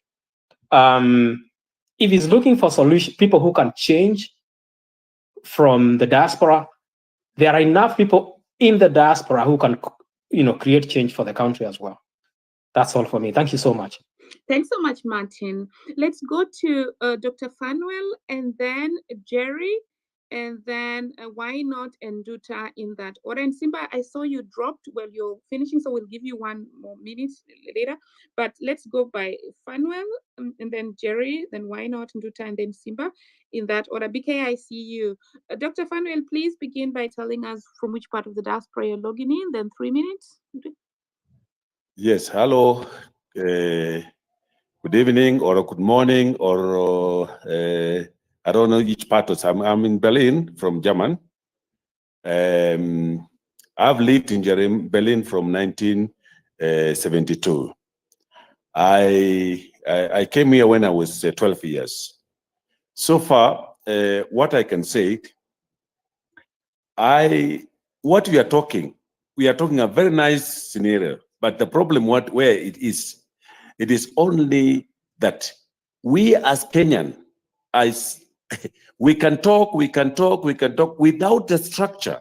We need structure, a strong structure, which can work in Kenya. We have some pillars in Kenya which they are not working. If we cannot make these pillars to work, it's only the government pillar which is working. We don't have the pillar of job creation. We don't have pillar of training centers. We don't have pillars of investors. If we make these pillars to be strong, I am telling you the truth, even the government, they will not have any power. But the problems, we have left those pillars, like how it is in Germany here. We have those 5 pillars, they are working. That's why you see there is a little bit, not so much corruption, which is in the system. And here in Kenya, why people they steal because there is no any pillars they are working there. So I'm trying to say, if the Dr. William Ruto, he want to make his country, our country, to be strong, or to be he must open these pillars to be in order. Another thing is this: the problem is what is it is in Kenya. If we as diaspora, we want to support and help Kenya, but the problem is what is there is this: if I take someone who want to buy, who want to make a company or investment in Kenya, you go there, they wait for you.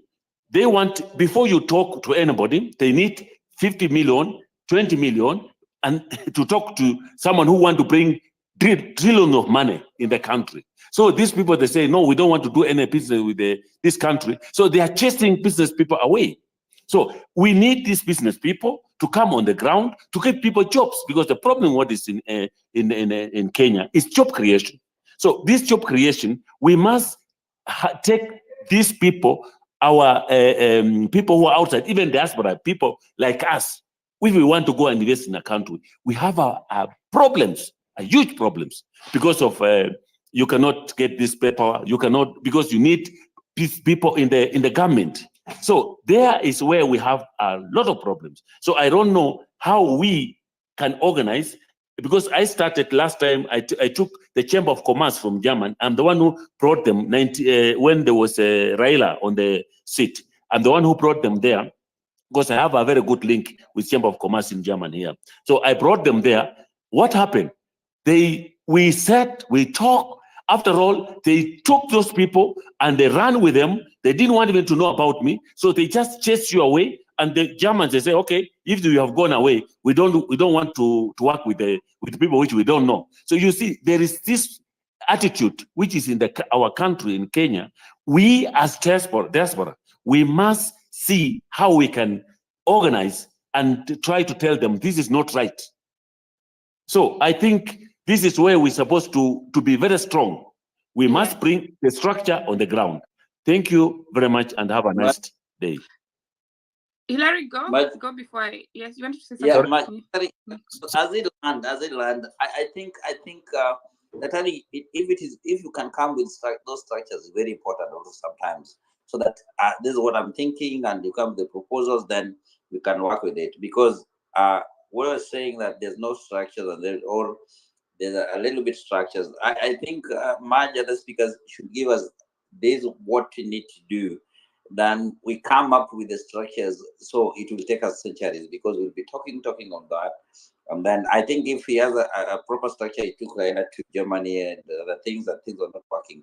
What were the feedback, and what is he thinking that he can do? Thank you so much, Dr. for that submission. Yeah. Who is coming next? Thanks, Hilary. I wanted to chime in. What Dr. Fanuel is saying happened in Berlin is the same scenario that happened in Munich when some government officials came here. They come, and then when they find diasporans already working on projects, they take over. They use the office to take over. So if you look, just go and check which government officials were in Munich. You will know which person that was. They just came in. Now all of a sudden, with the title they're having, they took away projects from people. So they're corrupt on the ground. When they come to the diaspora, they use the title to even take those projects that diasporans are doing, but they go back and give them back to their corrupt people. So, but that will follow up there. So I see that Paul has come back. Paul, hopefully we can hear you, but Paul, let Jerry go. Jerry has been asking for over a lot of times. She's in the US, then you come in, and then Duta. I think Hi. Hi. Finally. Oh my Yeah, gosh. finally, Yes, yeah. So my name is Njeri, and I live in Washington State in Seattle, and I feel bad for the Gen Zs who lost their lives because of this government. But let me go straight to the point. I have two issues that I want to raise. One question I want to ask is for Okia Omtata. When I was in Kenya, I worked for an organization, and one of the things that I noticed was, since the Ministry of Foreign Affairs signs contracts, headquarter contracts with some foreign organization to come into the country to set up their headquarters within the country, I have no issue with that. My issue goes to, why is it that the headquarter agreement also allows for foreign employees to come into the country, work on tax-free basis, get additional allowances which are not taxed? So that makes additional allowances being things like housing up to like 100,000 Kenya shillings or 200,000 Kenya shillings in terms of rent allowance. And a person with the same capacity, same qualifications, same position, who's a Kenyan, doesn't get similar allowances, or even education, international education for their kids being foreigners, international education up to 1 million Kenya shillings, when the locals are not getting similar benefits, which means the government is prioritizing employment of foreigners as opposed to employment of Kenyans. And that's why probably one of the reasons why these kids rioted. Secondly, my other question is on the diaspora vote. The diaspora vote needs to be decentralized. What do I mean? Yes, we are talking about having all the embassies being polling stations, but we can go further.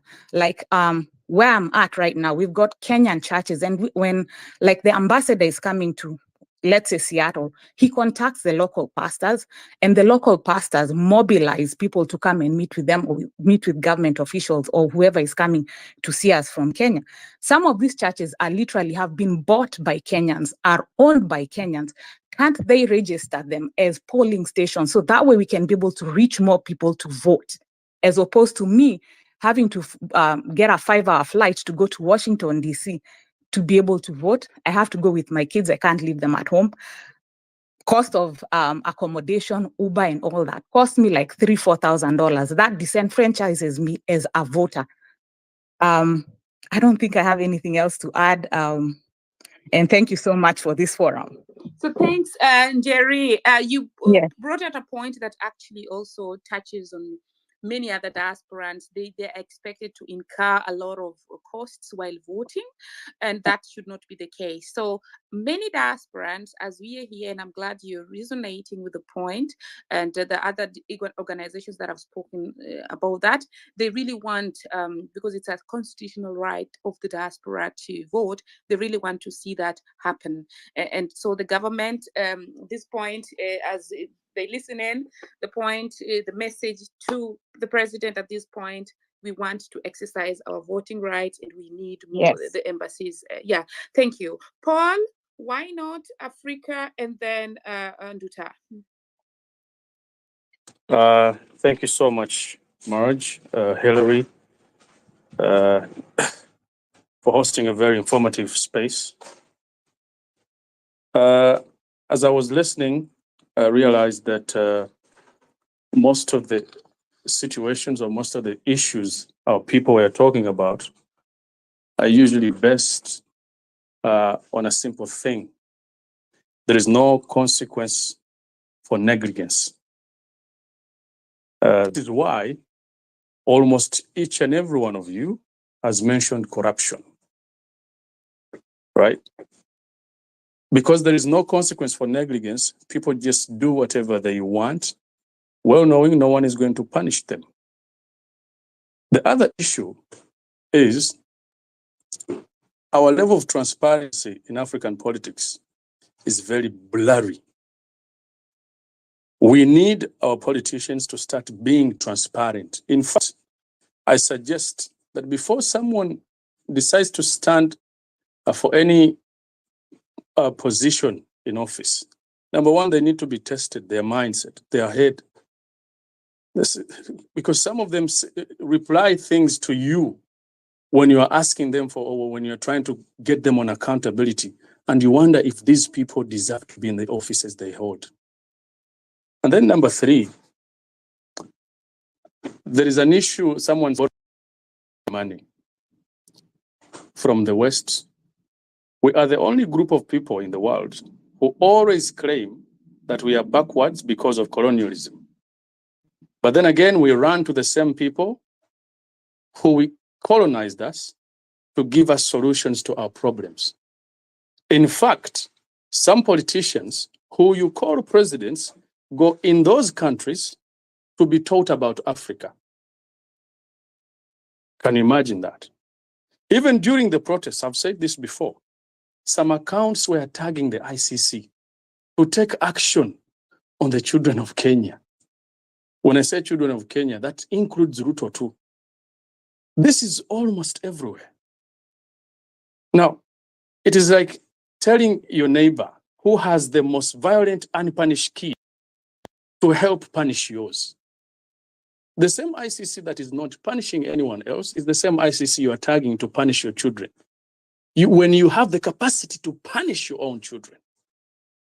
So the idea that because we have been molded to believe that we cannot do things by ourselves, this is why we keep looking for those people to come and save us, even when we have the capacity to save ourselves. The other issue, when you go on corruption, the gentleman said it really well. Part of the corruption begins in our homes, begins in your character. You are not fair in your own family, and along the way you become a politician. How will you be fair to the nation?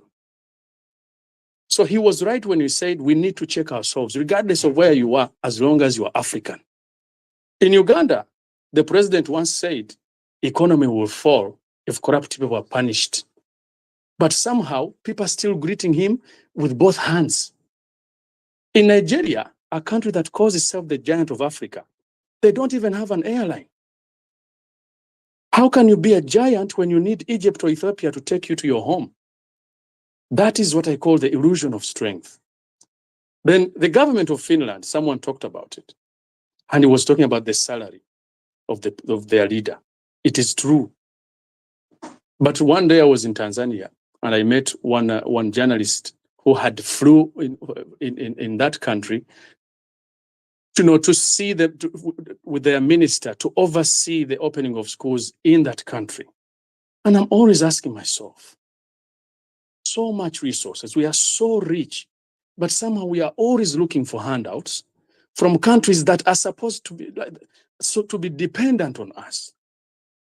And so, in all, I look at Kenya as a country that is going to be the spark of so many positive revolutions in Africa.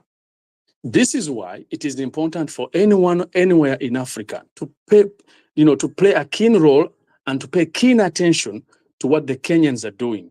We advise them when we need to, and we encourage them when we need to, we applaud them when we need to, and most especially, we make sure that we help them prosper.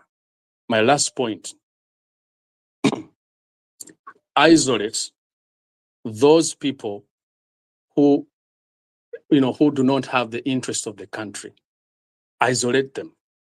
Isolate them from the churches, isolate them from the mosques, isolate them from the barrios. You know someone has stolen your money, stop smiling with them, isolate them.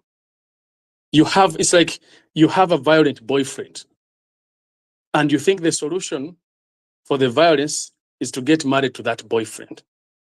How is that going to work out? You know someone is stealing, but you think the solution to that stealing is for you to keep smiling at them or with them. To the politicians who are here, stop saying the government is saying this. You become a government when you work for or with the people you are claiming to lead. And some of you claim that we have structures. Structures don't make a good government.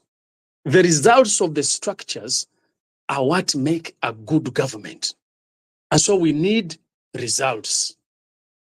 Thank you to the Kenyans and thank you to the Africans. Thank you so much. Why not African? Yeah. Thank you so much for your submission, and we'll call you to be a speaker here to elaborate more on this. And thank you guys for joining Diasporian. We have 45 minutes to go, so let us stick to 3 minutes. Paul, and then Duta, then Bob, in that order. Paul, go ahead. Paul Rams, go ahead. Can I go? I've said Yes, Paul. Paul. Is that not Paul? That's Paul. Yeah. Paul, Yeah, go ahead. Paul. Yes, Paul, yeah, please. can you hear me? Yes, we can. Can you proceed? Yes, thank you so much, Marge, for this opportunity. I'll try to be very, very brief. First of all, I want to start with the message to the president. Well, I can trace a little bit back when he was campaigning, and he used to say clearly that the voice of the people of God. I'd just like to ask him how the Generation Z have spoken of our people. I'd just like to ask him to listen to the voice of the people. If you can't step aside, remove yourself from the office, Mr. President. To the next generation, you've lost all legitimacy of being in that office. You know that it also says of the 7 things that God hates. Of the least is a lying tongue. You have lied to your people, you've lied to yourself. No more message to you. Point number 2 is our president has lost the best generation that any president could ever have. He is presiding over our country at a time when the majority of this generation is well informed and well educated. He refused to take that advantage.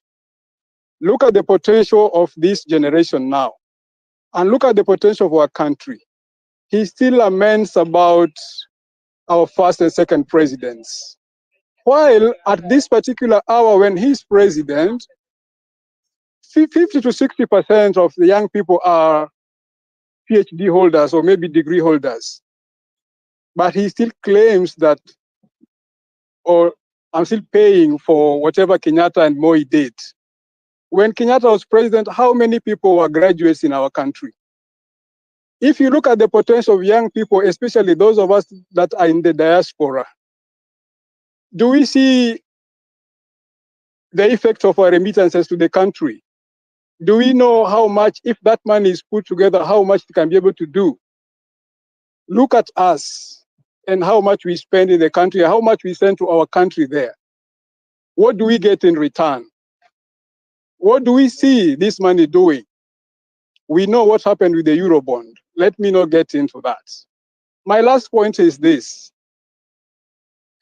If you look at And your message to Paul and your message to the president. my 1 minute. my message to the president is, first of all, is the people have spoken. This generation has spoken. And you normally say to us that the voice of the people is the voice of God. Now the people have spoken, they don't want you in office. Or that most of us here are saying that you should put in place. Please don't try to put those things in place. Remove yourself from the office. This generation don't want you. Most Kenyans don't want you. We've already lost faith in you. Things will be able to be this. We can be able to make things by ourselves. We've got people that can do better for Kenya. Thank you so much, gentlemen and ladies. Thank you. Thank you so much, Paul. Yes, that's a voice from the Iceland diaspora. Who was next? Thanks, Paul. The message is very clear. Nduta from Australia. Nduta, then Bob. Yes, go on. Yeah. Thank you much. Thank you, Hillary, for the space. I was here earlier, but because I'm down under, I'm in Australia, our time limit is off the grid. Can you hear Nduta? I cannot hear her. Fell asleep and can you hear me? Maja can hear. She's saying she's in Australia. Okay, then Anasema saa hii saa nane mchana. Jua ni kali. Take care of her, and when once done, let me know so that I can proceed because I cannot hear her. Okay. Okay. I was just mentioning that I was here earlier, but I couldn't keep up because it was 1 a.m. But I found you guys back here, and with your unveiling commitment to fix our country, it's something really big. I'll try to be very short and brief because most people have said so much. Can you allow that lady to speak from Australia before me, please? She is speaking. If you could just wait. Kedia TV is she's the one who's speaking. Go ahead, Nduta. Okay. I was just saying I'll try and be brief. To Mr. President, I think most have been said. I don't want to keep repetitive, but I'll try and echo what people have said. What we are all asking for is political goodwill. He has to align himself to political goodwill, or just give that chance to somebody else who can push the country to where we want the country to be. We are operating on a negative fiscal balance, and I don't comprehend how we got here as a country. When we were growing up, tourism and agriculture, they were the main sources of revenue for our country for many years. But now we are grappling around tax collection on a struggling economy. Why are we trying to fill up that shortfall by borrowing? Well, how can we be operating on taxes for a percentage of GDP? He needs to augment towards, refilling back tourism and agriculture. Him sending young people outside of the country, it's not pragmatic. He needs to create jobs for the young people. He needs to augment towards making enabling, or maybe helping the youth to become capital owners. It's said that a dollar that a government spends is a dollar that is born. We need to circulate our Kenyan shilling within locally. We need to mitigate around that. So for me, it's to say to Ruto that if he needs to give us political goodwill, if he remains in power, he needs a vision like Kibaki. Look at Vision 2030. Are they even measuring the success of Vision 2030? There's already a blueprint. Why can't we implement that? There's so much in that Vision 2030. The youth are incorporated in it. There's so much in it. We just need a structure from him. And if he cannot align to that, he needs to just step down. That's all. Thank you so much, Doctor, for your submission, and also for being up at 1 a.m. in Australia. We really, really appreciate your presence and also your commitment on the diaspora to see Kenyans are getting information. Bob, go ahead, then Brian, then Dixon.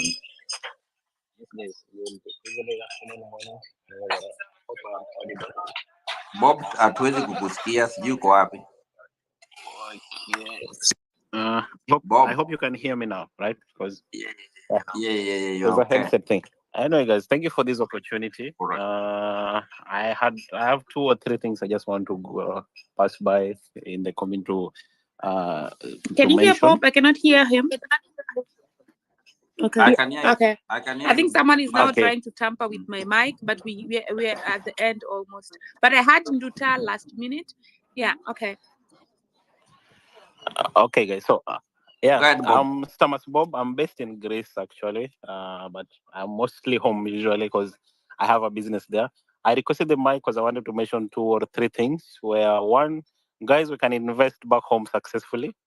I'm testament to that because I'm in the construction industry, as you can see from my bio, and for the last 15 years, I can say I have been investing back home and living here because my family are based here. So I needed to prioritize both.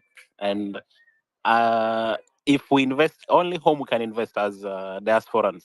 This is something I know because we people here in Europe, or I don't know how it works in America because it's more capitalistic, it's more open. I believe businesses can thrive over there. But as I know, Europe, investing here is so hard based on all that we are facing. We are not so many. Our market is very limited if you want your business to be targeted against maybe Africans or Kenyans. So for me, I always believe investing home is the best option. And I did it and it worked for me, which is something I will actually really, really try to encourage all Kenyans. If you're in diaspora, you have a certain amount, you think, look, guys, how can I invest this? Please, let's do it back home. This helps us, gets employment down there, gets people working. It develops our country and it pushes us towards, I don't know, we are still a developing country, but it pushes us towards getting to the second world, then maybe first. I don't know when we'll get there, though. That's number one. Number two, in terms of Bob, as you like. Yeah. Okay. You have to. I have 1 minute. Okay. So in the last minute, I'll just now touch on the governance that I'm seeing, the governance issue that we faced over the past month, I can say. And I would urge President Ruto to stop these PR gimmicks because they are trying now to push saying, yes, we have a listening president, which it's just PR. Like we can see it. We are not stupid, you know. He needs to know that he's dealing with very, very smart people. And posting hashtags that say the president is listening, yet what we wanted, we've not gotten, which means we want him out of office. It's not something he's willing to even negotiate. He's still pushing on the number of deaths being lower than expected. Like there's a lot, he's not listening at all. But his PR team is pushing, saying he's listening. Mr. President, you are not listening. That's my message to the president. Thank you guys very much. Thank you so much, Bob, for your submission, and we appreciate the work that you're doing. Brian, are you here? Dixon, Peter? Yes. In that order, then KDRTV. Yes. Hello, guys. Okay. So go. Yes. Madge. Brian is Yes. speaking. Okay. Yes, I'm Brian from Nairobi, Kenya, and I wanted to ask some few questions concerning how you guys can collaborate with people at home so that you can at least try and create employment, since there are many people who need jobs around, and they're not even willing to go to the diaspora. So one, guys, what are you doing to help us in freezing assets that have been taken abroad? For instance, people are stealing money in Kenya and are taking them to abroad where their children are living there. What are you doing to help us retrieve this money back home? Two, how can we partner with you people so that we can, for instance, I have a company, and the main challenge you have is whenever you bid for a tender, you can you'll always get a challenge with finances. How can you guys invest in us back home so that we can at least when we are bidding for these projects, we can get them, and you can also get profit out of it, since you are the people can provide finances for these projects. Three, I wanted to ask about how can you help the young people want to join politics and they lack financial capital to join politics? What are you planning to do on that? Because you have so many people who are really willing to join politics. Like myself, in grade 7, I'm thinking of joining politics, but you know the side that we have is the capital side. Politics in Kenya is very expensive compared to any other country. You must have money so that people can listen to you. And lastly, somebody DM'd me a question. How can you help some Kenyans who want to come abroad so that they can come and work there, since they've really suffered in Saudi Arabia, and they really want a place where they can go? Any advice how they can start the process of going to various countries, not only US, but we want other countries that so many people have not gone to? Thank you, guys, and I'm sorry for barging into this diaspora group. Go on, Hillary, and then But I'll take. Just go, and then I'll take the mic. Yeah. Go. Or did he ask his questions? He has 4 Yes. questions. One, how can we help the country to get back money that people are bringing here, or diaspora? Number 2, how can the diaspora people sponsor those who want to stand or want to be politicians? Number 3, how can we help the people who want to come to abroad to come and also have jobs? Number 4 is about how can we invest in them? But you have to invest in them, what you call then what would I invest in them? But that one, I know those answers, I think we'll answer them accordingly. Margie, go Yes, ahead. thank you. So I would like to say, let me tackle question number 4. Then I would like to, because I received a question, an inbox from KDR TV, and also as a senior diasporan, I would like to pass on the 3 questions to him also. So, but the question number 4 about coming abroad. There are many opportunities, and actually we always host spaces on diaspora opportunities every 2 weeks, but we stopped, we post because of the ongoing issue in Kenya. So as you know, there are bilateral agreements that are being made between Germany and Kenya. So do take note of that and do check how you can come. Of course, one thing that always stops people from coming to the diaspora is the bank statement. So for that, look for voluntary services, not only in Germany, but all these countries. If you don't have the money and you're still young, look for how to get in as, through these voluntary services. Apart from that, look for, there are some programs that are, helping people, and just try to get that. But what is important, and that is why, because somebody was saying it's really a controversy that us diasporans are against the labor exploitation. When we came to the diaspora, the government did not help us come to the diaspora. We are coming to the diaspora as individuals. So all governments should make sure that their citizens back home have an enabling environment, and also make sure that we can also, bring the money back home. Now, to answer you on that, how investing and how bringing money back home, we're not able to do that when the corruption is there. Some of us have closed companies in Kenya after 7 years and closed off completely because of the corruption and the cartels that are, you have to bribe everyone and you don't have the time, and you have the money, so you opt to go to other countries. And that is what the government does not understand. And they will understand it one day. And I hope we will not have gone the Zimbabwean way when they understand, because ideally, when we think we are patriotic, but when you're thinking in business terms, we have to tell them, hey, you don't do it well, I'm going to buy an apartment in Greece, or I'm going to buy something else. And it's time for them to just wake up. But let me give the other 3 questions to KDR as he takes the mic. Kibato, over to you. KDR, go ahead. Thank you so much, Maj, for passing or giving me the microphone. And thank you, Dr. Gondi, also for doing that. One problem we have in Kenya is what we call hypocrisy. As my sister Maj has stated very clearly, it's a little bit a challenge to trust some of our young people, some of our even old people to work for us. Personally, I've also tried to do my level best to help even the youth in the villages. One time I can give a case study of Homa Bay, whereby I sponsored around 30 youths to ensure that at least they can start small-scale farming as they progress going upward. Do you know what really happened?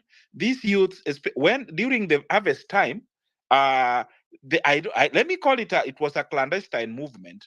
They decided to harvest the tomatoes a day before the ladies who had been invited from various market centers to come and buy the tomatoes. I don't want really to repeat a lot, but that's exactly what happened. So hypocrisy, or people are not trusted. That's the problem we actually have with the youth down there. We can have structures, yes, which we can use to even put our money in this particular youth. But are these youths trustworthy? How can do we have structures whereby we understand that if we give them money, that money won't be stolen? Because the culture the culture we have in Kenya is whereby when you give somebody money, he either runs away with it or he starts to do other ventures which you have not really as stipulated as you are how do I call it, as per the agreement states. You even go to lawyers to do all this, but Kenyans is a big problem. Let me take another instance, for example, in Kisumu, where I'm coming from, my beautiful county of Kisumu. Right now, there are so many diasporans who have really requested me even to highlight their cases. But the problem is, even if I highlight these particular cases, it's really a very big challenge whereby you get like 6, 7 people have bought the same land, But now, following up for them, even the diaspora, to recover this money, you have somebody like Maj has to fly from Germany to Kenya. That is a lot of money. By the time she flies back and forth, court dates and whatever, she has actually even spent almost the same money she used to buy this particular plot. So it's a little bit a big challenge. When we come about sponsoring the youths to run for political seats, we've really done a lot. We've assisted. Even I can personally say that there's one of the youth who came here is called Kibagendi. He took his time. He came to the diaspora. We did the little chango for him. He went back and won. So if there is there's an aspiring potential young man from Kenya who really wants to run, and we have the records, all records speak louder than words. Track record speaks louder than words. There are some people who are basically cloud chasers, who are basically corrupt. They want just to get that position so that they can be rich. So that's where the problem we actually have. Like I've given you an example of Kibagendi, a very wonderful guy. People thought actually he's a UDA mole or whatever. But when we gave him the mantle, we told him, we want you to go and represent the people of Kitutu. He went, and you see exactly what he's doing. So we are very ready. Let me take you for another example. Is another gentleman, a young man who was called Jichopevu. Nowadays, they call him Jichopesa. See, very prospective. He was really wonderful one. But when he was given the position, that most of you understand how he has actually managed run away from doing his responsibility as a wonderful youth or as a person who is representing the youth. The other question, Marge, at least I've answered 2 questions. Which other question do you want me to answer? No, about the freezing funds, but I think that we can open another space for it. Okay. But if you can answer, you can. But Okay. The freezing funds, let me very fast answer that one. Freezing funds, we don't actually, because right now I'm in the US. I don't even know that particular account. So this is something which can be done from Kenya. They can start from Transparency International. They write a letter to the Treasury. You understood how KDR, please mute. KDR. I'm muted. No, just that. Finish. There's somebody actually who is not muted. Yeah, Mike and Hillary, if you can close B's mic. Somebody written B. He's got his mic open. Thank you. Thank you. So we understand the problem is corruption. If the systems really work, we don't actually even need to be in the diaspora. So let our systems work, then we can go back to Kenya and really work for you or for our government. That is all I can actually tell you. But now, Marge, I've been answering questions. Can you give me also one minute so that I can? No. Thank you so much. Take your 2 minutes. Yeah. Thank you so much. Okay, as I continue, if we stop hypocrisy, the president is an hypocrite. Let me just address him like that. He's an hypocrite. Ruto has been working for Kenyatta or with Kenyatta for the last, he worked for Kenyatta or with Kenyatta for 10 good years. And now when he now turns again and say, oh, that is the government for Nusumukati or whatever they were, he was actually calling it of handshake. That is where hypocrisy actually started. Whatever he has been telling us, he is really doing the opposite. One thing I need the Gen Z and the diaspora or the millennials to demand from Ruto is that we need a plaque in the entrance of parliament. All the youth who have been killed, agitating for change, agitating for good governance, all their names should be written in that plaque. So that when a member of parliament is entering parliament, he must read the name of Rex Masai, a name of ABCD or Bombati or whatever. Those names should be in that particular. We demand that thing should actually be done. We don't want to bury these youth and then we forget about them. We need to commemorate them, even if it means that the diaspora can fundraise to even make some how do I call it, to hire a sculpture guy to make images for these young men. We are very ready to do that. That is what we need to be done. The other thing I'm also demanding for the Gen Zs, you people, you are very smart, and I really applaud your work. Can you try your level best to continue exposing these people online? We are ready. Me as a consultant communicator, can we get a position whereby what I also caution you, do not actually put a malicious information on people. Get authenticated information. Look for people like Omtata. Look for people like Mwangi and the rest. Marge are here. Marge is a wonderful lady. I've really worked with her for the last 5 years. I understand her plight. The very best option is let's get people who are realistic. Let's get people who are genuine. When we put information out there, we know the information is genuine and we follow up these people. Today, I've also had another hypocrite called Murkomen, who was arrested in Dubai. Now he's saying that a law should be passed to demand for, how do I call it? To demand for, all public servants should go through an audit before they start and whatever. That is just hypocrisy. It's a hypocrisy. So we should stop hypocrisy. So Gen Z, demand for a stop of hypocrisy. The last one, Marge as a leader from the diaspora, Gondi as a leader, and the many diaspora who are listening today. Can you demand so that we can also get a diaspora bond? Do you know why the government is really fearing their diaspora bond? Is that we will track that money. That's why they don't want. We have money. We've been sending over 300 billion shillings to Kenya. So if they can tell us to raise $500 million, even $500 million, we can do that. If they demand us to raise even 500 billion Kenya shillings, we can do that. But we'll track it. So they are scared because they have to go. What they actually do is they go get money from wherever they get it. They just hide it. The money does not actually even go to Kenya. That's where they are fearing to get a bond, a treasure. I mean, a bond from the diaspora. So we demand, demand that we invest, so that the diaspora, I mean, the government can give us money, can give us even some dividends. Another thing to the engineers, as me, who are working in Kenya, we also demand that we don't want people to come from China or from America to come and build. How can we have gone to school, building a road even from Nairobi to Mombasa? We don't even need the Chinese. We don't need the money from the Americans. We have everything back in Kenya. If it's leasing equipment from China, we can lease those equipment so that we can build those roads. Americans or Chinese didn't go to America or didn't go to China to bring people to come and build roads in America or in China. They did it. The Koreans, the Singaporeans, they did it by themselves. That is all we need, and that is that one way of creating jobs. When Ruto tells people that he's giving youth jobs to build houses which are very expensive, you tell me affordable housing. If a civil servant, a senior civil servant who is earning 50,000 and above cannot afford to buy a house of 5 million above, how is affordable is that? That's a hypocrisy, and it should stop with immediate effect. Thank you so much, guys. Thank you so much, KDR TV. And guys, KDR TV is a diaspora, media house that's actually very based in both globally and also in Kenya. So as you see here, they're not very active on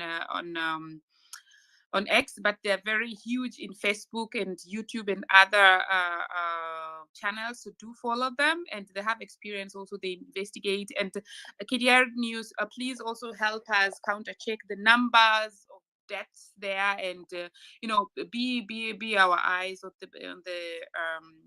the ground there. And also what you talk about, what we need to demand from the government, we're going to continue as diasporans, we're going to continue demanding that. And thanks so much for coming on board. There's a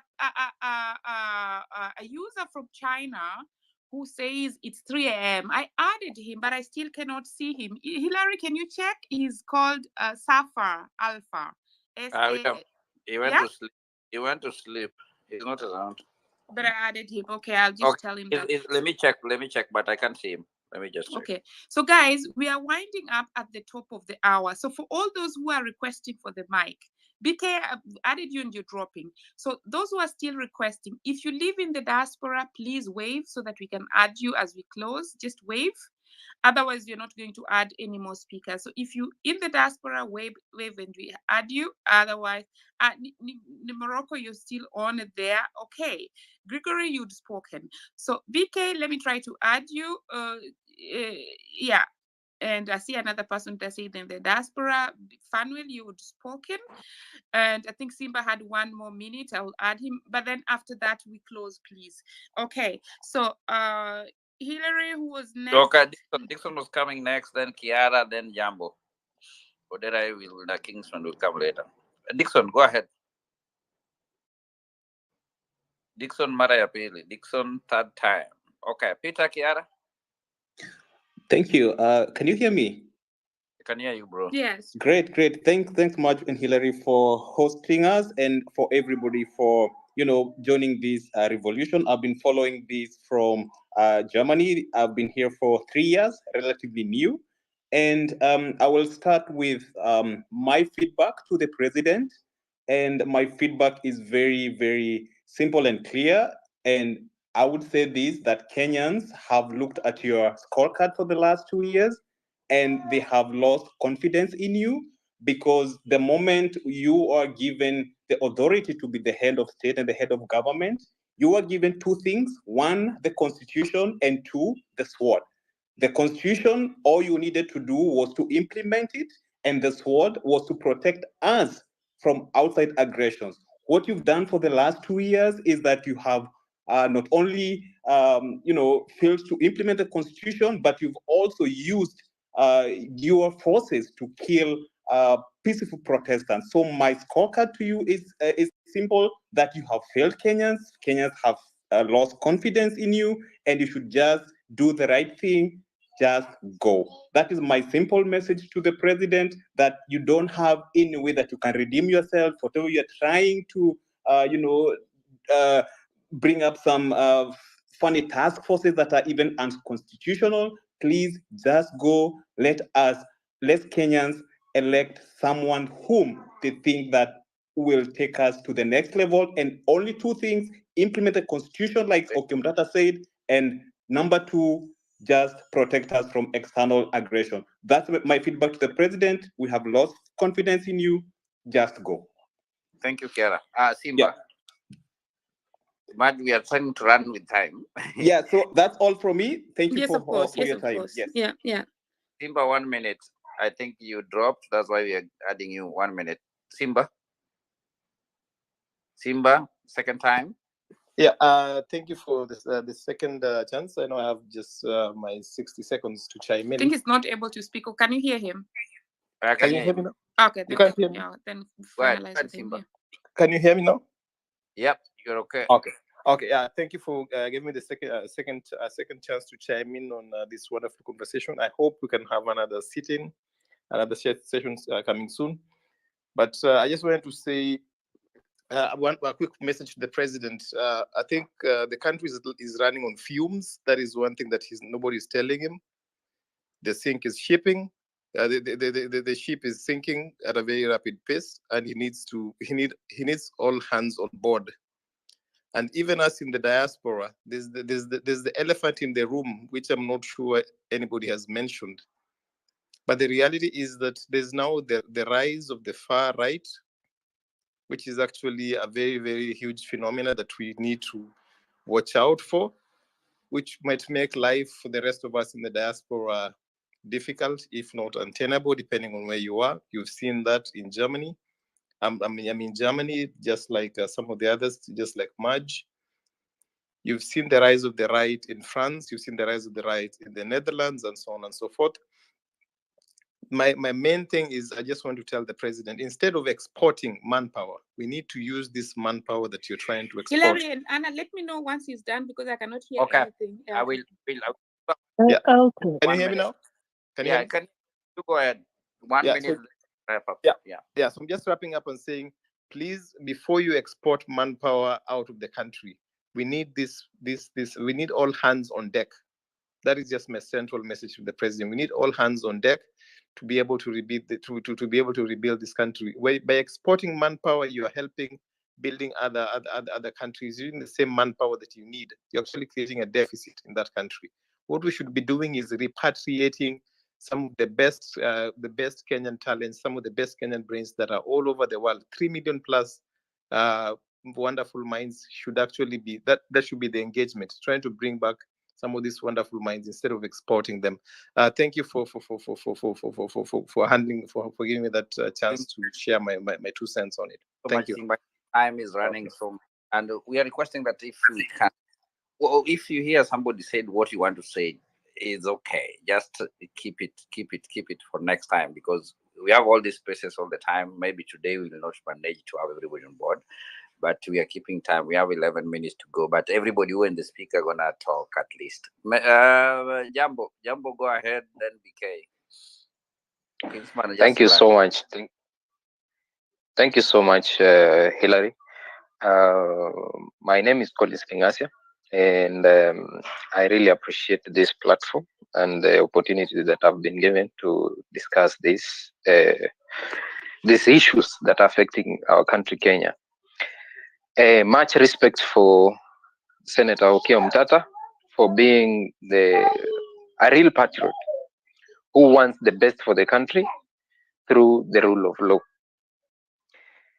Thirdly, the leadership of this country, Kenya, the leadership of our country, Kenya, hasn't changed since the colonial days.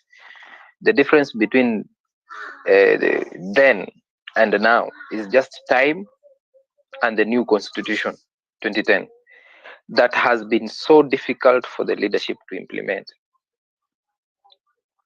So my thinking is the secret to change the governance in our country is to get good leadership to occupy parliament legally come 2027. The hashtag Ruto must go won't be realized if we do not have numbers come 2027. Senator Okiya Omtata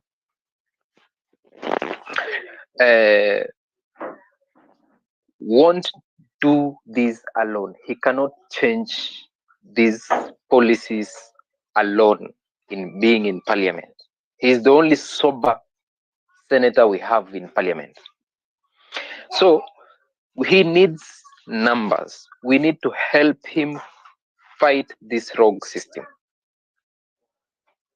The rogue system has embraced corruption, and corruption is a society problem. This Hillary, problem cannot. Yeah, Hillary, can the speaker please land? Yeah, 1 minute, jump. Yes. Yeah. Just a second. So the thing here is this corruption is a society problem, and we need to amend this from the society. And lastly, the thing is the strategies that we need to have to occupy parliament come 2027. The strategies that I think we should have is push for IBC reconstitution, register for voters in large numbers. For those who do not have IDs, they should go and take IDs and register as voters. Let us vet the leaders we want, then campaign for these leaders. My message to Ruto: stop nepotism, tribalism, corruption, and duplication of roles in government. Thank you so much. Thank you. BK, go ahead. Well, thank you very much. I hope you can all hear me, and thank you for letting me. Okay. Your speaker is now good. Yeah, thank you for letting me speak. I appreciate the platform for all the organizers who made it possible. I think I'm going to be very short because I know you're running short of time. But as I listen to you, our frustrations are many, and we just like to talk a lot, and we hit the boiling point. But in listening to the Diaspora and the Gen Z, I have just a couple of things I need I've noticed. One, we have our trust in the government is totally broken. And how do we now get back to it? How can we then, as citizens of Kenya and the international community and our partners, get that trust back? Because unless it's there, not much is gonna move forward. The president is not gonna go, is resign. We want it, but he's not gonna resign. So it's up to us to figure out what to do next. Our Kenya faces a huge, we are facing an economic bliss where our economy is about to tank big time, because 70% of our GDP goes to paying debt and 35% goes to paying government employees. There you have the deficit, just not tackling anything else. You have a net deficit of 5%. So how can we then organize ourselves constructively and have a real presentation of the president's team to change our trajectory of where we are going? Because if we don't, even we will suffer more, and our families back home will suffer more. I mean, by the way, I'm in Dallas, Texas, where the epicenter of Kenyan diaspora live. And I represent the East African Chamber of Commerce and the Kenyan diaspora. I'm the founding member of chair of those two organizations. Thank you, sir. Let us be in touch all the time. Thank you so much, BK. God bless you, and thank you for your contribution on the same topic. No more corruption. Absolutely no corruption. But I just want to end up by telling you one simple thing, that IMF has handcuffed our country, whether elected or not. In collaboration with the government, they handcuffed us. If you read a book called the Confession of Economic Hitman, you understand what I'm talking about. Without trying to restructure those loans, we're going to be in a big trouble. So let's organize ourselves. We can even sponsor a presidential candidate in the diaspora. We organize. We have all of us here wanting the same thing, but can we get our ideas organized and move forward? I yield back to you. Yeah. Thank you, Thank you, Hillary. I see, it's strange enough. Now I see Safar. If you can hear me, please pick the mic. It's 3 a.m. in China, and say something, 2 minutes, and then we go. Hi, can you hear me, guys? Yes, I can hear you. Oh, sorry. Yeah. No, it's all right. My name is Nyambura, and it's going to 3 a.m. here, and I had to wait. And thank you so much, Marge, for the opportunity. Now, I really wanted to speak about industrialization and cottage industries as an enabler for jobs back home. I live in China. I've lived here since 2014, and I have seen what cottage industries can actually do on an economy. Really, really impactful. Unfortunately, our government has never understood industrialization as it should, because all they do is tax I mean, now they're speaking of taxing imports, left, right, and center. When we look at where we are coming from, Kenya as a country, we import everything, including the raw materials. Back in Kenya, I have it's an association for cottage industries. I don't know those of you who are still in the Facebook space. We run by the name Cottage Arise. Kenya, Cottage Industries Kenya Arise, sorry.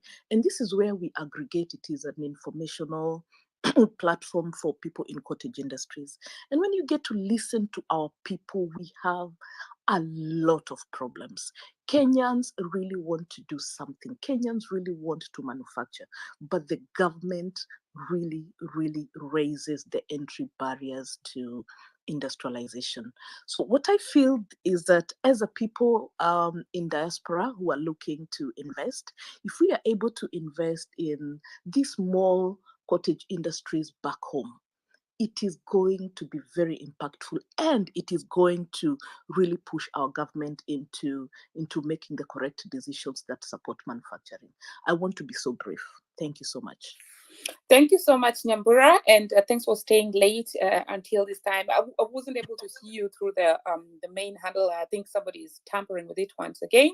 But let me encourage us to do one last round of creating the network, building the network before we finish. So do follow the host, the co-host, the speakers, look left and right and follow each other. Nyambura, I'm going to touch base with you because we are going to be having a session also on studying in China soon, and all the other people from the Asia. So thanks for chiming in. Hillary, whom did you cue next as we finalize? No more corruption. Yes. No more. No more. Ruto must go. Hello. Yeah. Well, hello. Yeah, thank you very much, Madge and Hillary, for this opportunity. Yeah, so I'm gonna be fast, and I'd like to start like this. First of all, we as Kenyans should focus on electing managers, not these politicians that come and lie to us every time with their manifestos. Kenyans should come up with a system to bring up a one vision manifesto that goes up to 20 or 30 years. That way you can reduce the amount of corruption that is going on within the transitional governments. Yeah, we should have one vision, a vision of better healthcare and good education. All should have a target, a good target, maybe good infrastructure, good roads, all that stuff. That's my first point. Secondly, I'd like to ask a question, about these jobs abroad. Like, what is different about the jobs that Ruto is talking about? Because ever since these jobs have been there, in Qatar, in Saudi, in Germany, in UK, in US, what's different? What talks are these? Where are these talks heading to? Because here in Qatar, I've seen some nationalities working jobs that we also do, but not under a certain salary. They have to receive a certain amount of money, maybe 2,500, 3,000. What talks, where are these talks heading to? If someone can answer me that, where are these talks heading to? Because jobs have been there in diaspora each and every time. Every regime, there have been jobs, Kibaki era, Uhuru era. People have been going to Saudi, people have been going to Germany. What is this different thing that Ruto is talking about? Maybe you should talk about Kenyans being able to access to get the free visas, maybe to Qatar, Saudi, so that they can work even at least 2 jobs. But it's nothing different. So if you can answer me, please. Thank you. That's a very good question that we would even like to tweet tomorrow and tweet and ask again. But you put out a good point, and that's what we're saying. The government has a different objective or mandate to create a lot of bilateral agreements, but not to act like an agency. That is what they're doing, and what's behind it is more of, like Okia Mtata also put it, and other speaker also, trying to just find ways of earning money around it. Okay, Hillary, who's next? CRDEA. Hey, this and then have a Macau. long name. And then Macau. Okay. A very, very pleasant good afternoon to everybody. Can you hear me? Good morning, actually. Yeah, we can Loud hear and clear. Go on. Yeah, so I'm a Jamaican living in Canada trying to come to Kenya. I was sick in 2021 and I visited Kenya and I was healed, like no word of a lie, just being in the country. So now my heart and my emotions are tied to that country. I've invested money in Kenya. I've opened Kenyan companies. And now I want to come and work in Kenya, in one of my Kenyan companies, so I can employ people. There's a restriction of $100,000 US. I want to tell you that I have had people from within the government reach out to me and say, oh, there's a way that you don't have to transport that much money. I was defrauded $4,000 US. I am not the only person of African descent trying to relocate to Kenya. We're not rich, but we might have 30, 40,000 to invest and open a company and hire people. But we are being scammed and defrauded by people within Ken Invest and Kenyan Immigration. And I just want to know, when will the fraud stop? My question to President Ruto is, even though I'm not Kenyan, I feel Kenyan in my blood. That's where I find my peace. And so my question to him, when will the corruption stop? When will they have systems in place that not benefit the corruption?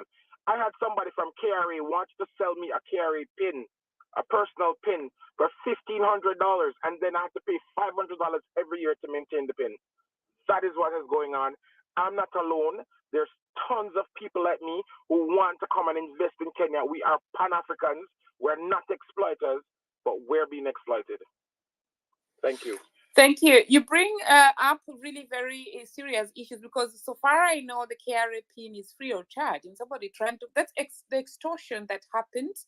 And then, they prefer to tell you, you're not Kenyan, you're this, so they're going to extort you more. They extort Kenyans and then also extort other non-Kenyans more.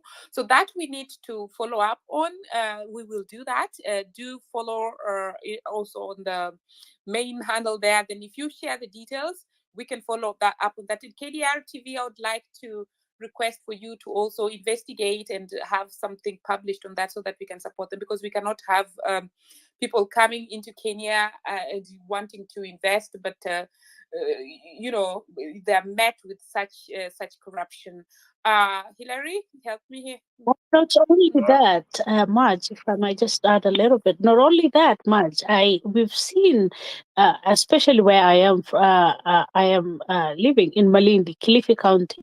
I have seen foreign investors, but from London or America, they forget about paying for the PIN. They're also told, we will help you with maintaining that account, so you don't need to pay more to the government.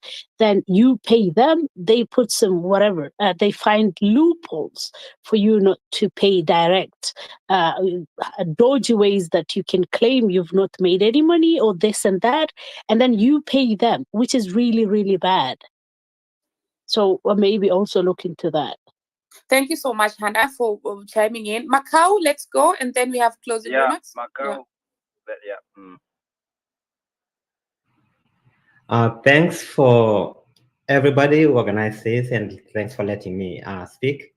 So I'm based in Pennsylvania, in the city of Philadelphia, and I'll just be brief. I'll start by the message to the president. I think we need to cut costs. That's my message to Mr. President. For example, when he visits abroad, instead of traveling with non-productive convoys, you can utilize the expatriates in the countries of visitation. As in the diaspora, we don't even know the criteria on which the convoys are chosen. And by minimizing the convoy that comes from Kenya and utilizing the diasporians, you can cut a lot of cost. Another point I would pass is people in diaspora can serve too. We have national, county governments, committees, and boards. We can. Hillary, I can't hear anyone. It's my There's somebody talking. Somebody speaking, and then we'll give you a mic. Macau is talking. Macau. Yeah, so us in the diaspora can serve in those committees, right? Even from abroad, right? And then the other point, and this is for us Kenyans, I think we need to rethink the true ways to cut the cost of governance. And this, in my opinion, is by revisiting the Constitution. It's more than 10 years since we adopted the 2010 Constitution. And most of us would agree that the governance or the government has become too expensive. And the reason why this is expensive is because we adopted, it's like we have two governance styles. We have the US-like government style, and then we have the parliamentarian system. And in my opinion, this is not sustainable. I don't see how we can have over 20 cabinet secretaries, 47 governors, 47 deputy governors, 47 senators, over 200 members of parliament, 47 women representatives, and these are very, their roles appear to be redundant. It's like you are paying for one service, but you are paying so many people.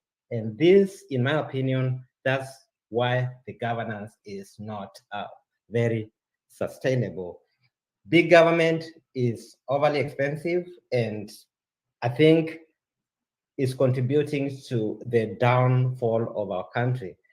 I don't see how we can afford a government where over 30% of the taxpayers' money goes to payroll, and then the rest goes to debt.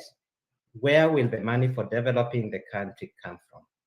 That's my point. And again, thank you for allowing me to speak. Thank you so much, Macau, for that summary. Kingsman, so you have a mic, Odera, Anna, in that order. Kingsman, mic ni yako sasa. Umekuja kulala tena. Odera, go ahead. Thank you. You can't hear Okay, Kingsman, you can go. Oh, Kingsman, tunasikia sasa. Okay, Odera, you can go, then I can just come after you, no problem. Thanks, Kingsman. Okay. Thanks, Hillary. I'll try and be brief. But Hillary, can you hear me now? Yeah.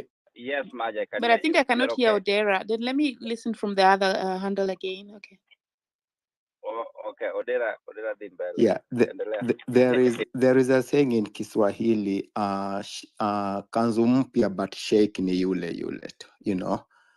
And I think that's how we've been working with our leadership. Sheikh ni yule, kanzu ni mpya.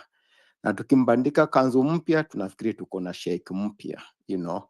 But it's just the same thing every time. You hear people have got great ideas here. Diaspora investing back at home, cottage industry. You've heard how it's corrupt to set up a business in Kenya. And my thinking is this, like, it's the environment that is hostile. We just need a leader who uphold the rule of law, a leader who protects the Constitution of Kenya. If we can have someone who,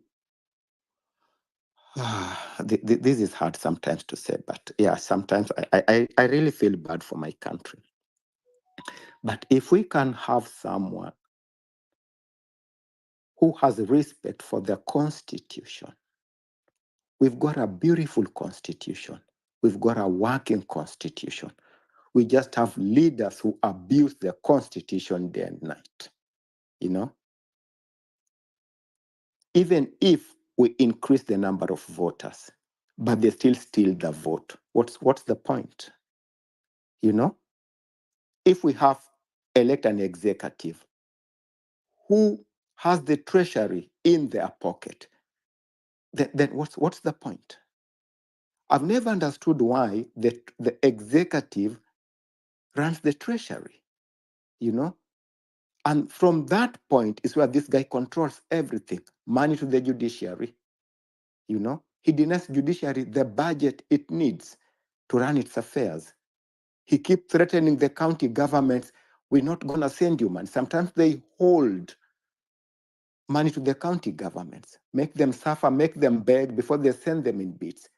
The other day in the finance bill, they promised MPs an increment of 30 million shillings on the CDF. That is directly bribing the MPs to vote for them. So what do I want to say? Let us try and get someone who will uphold the Constitution of Kenya. The moment we find that someone and put them in the executive seat, we're going to see great things happening in my country. You know, these people have failed to fully implement the Constitution. 14 years later, They still haven't fully implemented it. They've just amended a few clauses that favors them, like recall of MPs and stuff like that. You know? So these people, even when we elect good people, then they come in and then they take advantage of the institution, the corruption and everything. So my prayer and hope is that if we can get the IEBC right, then we can have free, fair, and verifiable elections. Then we might just start seeing the light at the end of the tunnel. But until then, we have to continue fighting. And my rally call is Ruto must go at whatever cost. Ruto lazima end. He must give us back our country. Thank you, guys. Thank you so much, Odera. And I think there's an echo now coming from my end because I'm on two devices. Let's have closing remarks from Kingsman, KDR TV, then Hannah Ali. Yeah, thank you much. I've been listening for the last 5 hours, wherever I've been during the day. I think we've had a very, I can say, a constructive and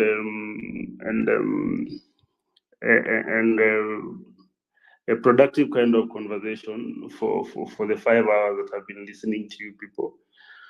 So as someone who is in the country and someone who is in business, I think I'll respond to that later on things that touched, that were in tandem with investments in Kenya. That I'll do later. But today being a Sabasaba Day, I think we've had a very productive day. The impact that the gathering at Uhuru Park had was similar one to the one we had 2 weeks ago, when the movement for change for the finance bill, reject finance bill started, and then the Ruto must go. So I think where we are as a country, we are at juncture where we are at a critical juncture, whereby we can decide to say that we've had enough, or we've tried our best, and then we go back to our cocoons, and then the status quo will take over. You saw the way Murkomen was just stamping yesterday. So I think until these people are out of power, they still think that Mkenya ni ule mwenye unamfanyia kitu anasahau the next 2 days, and then he is back to kuvumilia, tuvumilie, we help the government. Mad, please, because I've been here for 5 hours. Please give me at least 2, 3, 4 minutes. I've also taken. We're just very tired. That's why. Otherwise, there would be no problem. Just try then to get the next two minutes, and then please. Otherwise, if you asked for the mic earlier, it would have been good. But please go on. Yeah. Okay, so in terms of the movement, please, Ruto must go hashtag from tomorrow. That should be trending. Let's be active. Let's be proactive, and also echo the message to each and every space that we can get an opportunity in. And then in terms of the business perspective, is that for those who are in diaspora, I'll tell you that some of us, like myself, I can tentatively say that I've invested over 10 million USD in Kenya currently, and we are doing very well despite the challenges, despite this government pushing us as much as it can to the corner so that we don't achieve much. Myself, I stopped working with government because I think we have like 4 or 5 rooms filled with tenders that have been rejected by this regime. So they only give tenders to their own, but still in the private space, there's so much that you can do. The only thing that you need, as I've heard people are sending money are doing that. Try to get time, come and do your own little background check. You do KYC on whoever you want to invest in, ask around. There's so much information that you can get to know the people that you want to invest in before you put your money on the ground. But for me, I think the best thing that we can ever do is build Kenya, because in the end, even if you're in diaspora or wherever, this is your country, and you will forever remain a Kenyan. You can't change that. Once a Kenyan, always a Kenyan. So, guys, thank you so much for what you're doing. I hope we'll continue doing this. I hope Ruto won't be our president in the next 3-4 hours, or the next 2-3-4 weeks, or the next 3 months, or the next 1 year, or in 2027 if we won't be able to oust him out. But thank you so much, everyone. Thank you, Hillary. Thank you, Marge. Let's keep soldiering on. Yeah, until we achieve whatever we want Thanks to so achieve. much, Kingsman. We'd have given you Thank you so more much. time, but like I said, we're really tired. We're crawling on all fours. KTR TV, and then Anali. Yeah. Thank you so much. Thank you so much. Let me take this particular juncture or time to thank all the diasporians and the people who are back in home for taking your time. 5 hours is not really a mean achievement, especially to my friend and colleague, Dr. Gondi and Dr. Maj, for arranging or for organizing this particular space and inviting Kenyans from all walks of life to come and talk. And then the listeners, the speakers, you guys are really wonderful. Let me thank God, or let me thank Allah for for our Muslim colleagues for getting an opportunity just to listen to what you are. From what the diasporans are basically putting forward to ensure our country move forward. The action points should be that whatever we are discussing in this particular forum should be implemented as soon as possible. I understand sometimes people say time is a healer, but sometimes time really hurts a lot. So for us to move forward, we need our action plans or action points to take effect as immediately as possible. One of them, we really told President Ruto basically just to resign. And before he resigns, we have also put forward a raft of requests or demands that he should, first of all, dissolve the cabinet. That's perfectly good. That is in order. I told him he had a wonderful opportunity to redeem himself, but he decided now to backbite and start fighting back on the protesters. From the media perspective, we are really trying our level. We are putting together a wonderful documentary to show Mr. Ruto that your police were the ones who even instigated violence. And then the kids saw their own Gen Zs. I mean, they are people from the same locality, people coming from the same house. They saw how their people got shot, like if they are criminals, before even they reached the parliament. So that's why the violent protest started, because why kill our people? Why kill them? I mean, why? What's the reason? That's exactly what the media is trying to do. We are getting a lot of pushback from the police, but we are trying our level best to ensure that this documentary is aired. That's what I can tell you. Dr. Maj requested for the media to continue asking questions. Unfortunately, some of the parents or relatives have been told to keep quiet. So we are trying our level best to really request our people on the ground, and especially those people whose skin were killed using the bullet or the baton from the police, just to ensure that they give us full information. We don't really need much. All we want is Omondi or Wabwile or Kiongo was killed, is from this particular village, and we have a post-mortem report that it was a bullet which basically killed him. We are also trying to push the IPOA, but unfortunately from Miguna and from my good friend Okio Mtata, they say the IPOA is a toothless dog, so it won't really help us a lot. But let's try our level best to document all this particular information so that we push it out there. Unfortunately, or fortunately, we have a lot of people on Twitter, but I would also like to now request you guys also to help us also to put this information live now on TV stations or live now on social media, where at least even when you are putting forward your recommendation, at least we see your face. Because before even Mr. Ruto came on Twitter space, I've reliable information that some people were planted. Some people are planted and given different names, given some of the accounts were hacked to to identify themselves as people from diaspora of the and Gen Zs, but they were not Gen Zs. So we really need now to even now get a perspective whereby we send this information to the village.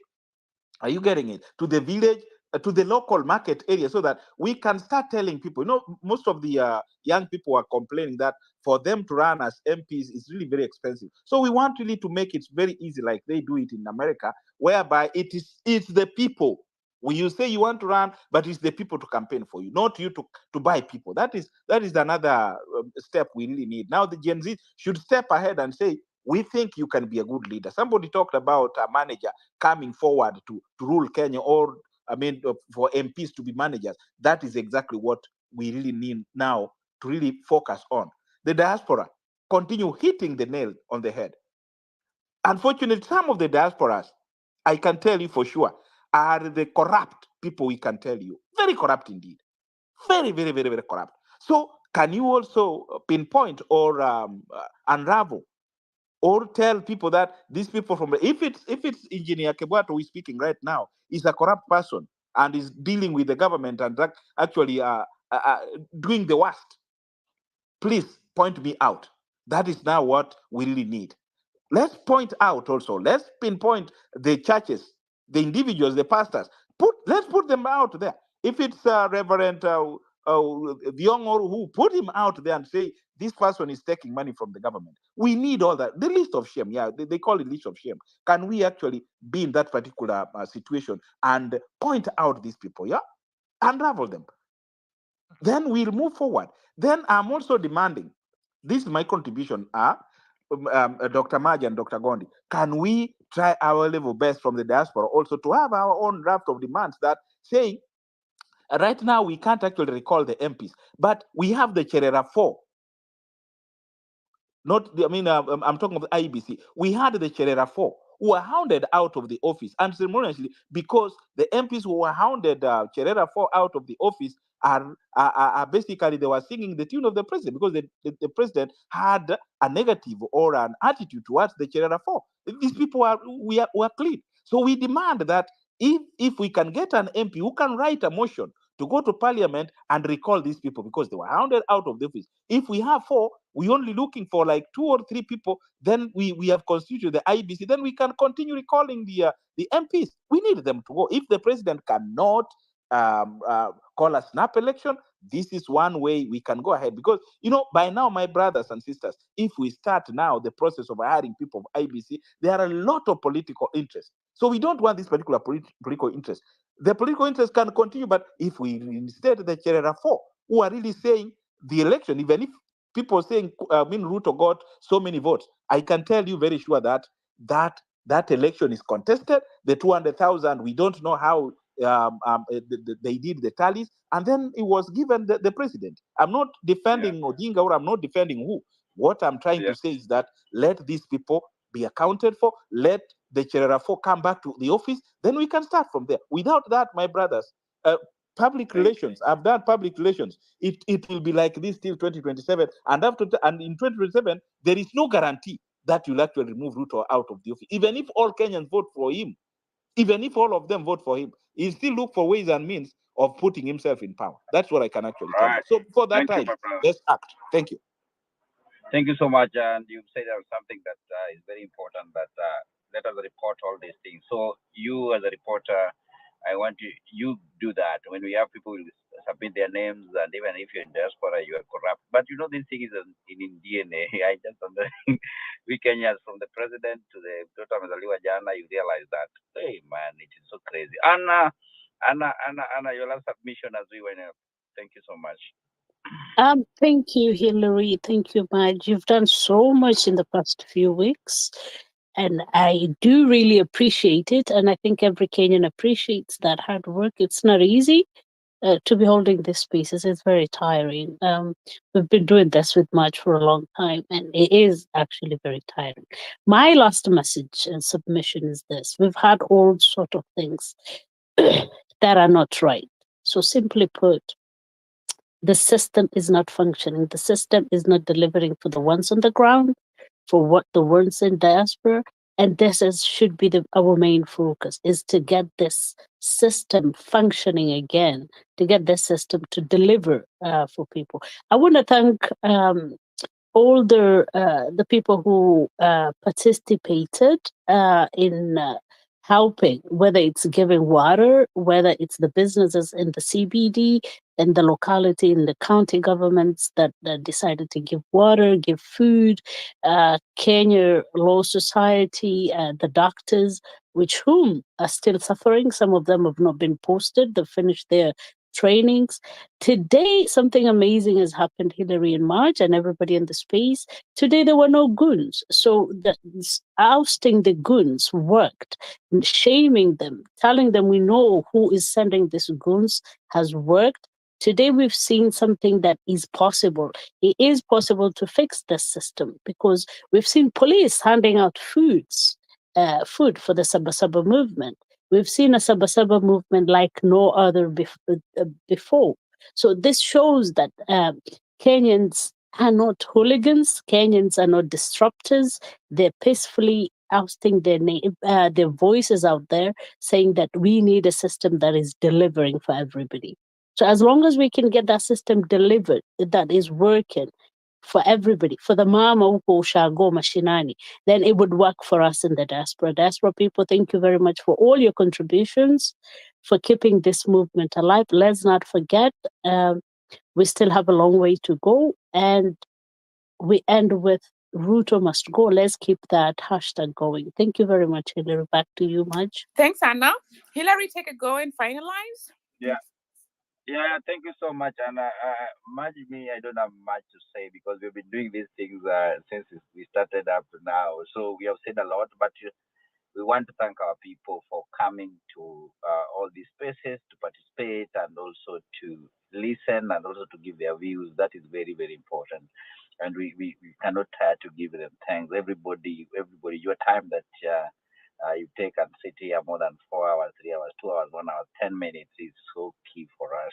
And let us continue this. We've said that this is just a starting point, and we want to keep this conversation going on until we get there because we know what we want. And one speaker said this, that tribalism, nepotism, and corruption must. But these things start from you. It doesn't start from them.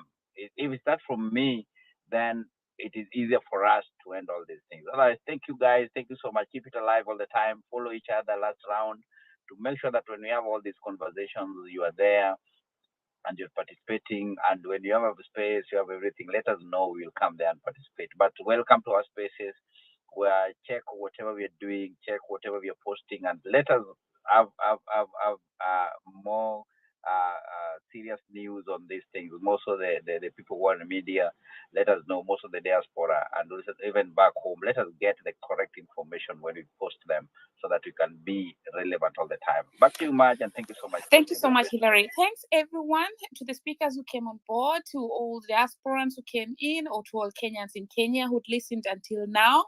I'm not able to speak through the main handle. But that's okay. You can hear me now. I really would like to just briefly summarize and say that the feedback that has been provided is very, solid. We hope and we're going to get action points and follow up. And so there are other people who are inboxing because they were not able to speak. So those I will share with retweeting them tomorrow. So once again, thank you so much. We're going to have a follow-up and do build the network, keep up the hope. Be careful with whom you speak. Like you saw that somebody was bought off, recently when there was one who was saying we are going to boycott the space, but at the same time, that was, the buying off happened again, so be aware that even some of the people you're speaking to, some of them have actually been bought off already by DCI. So when you're texting somebody, check what content you're texting. Just be vigilant, stay within the legal framework.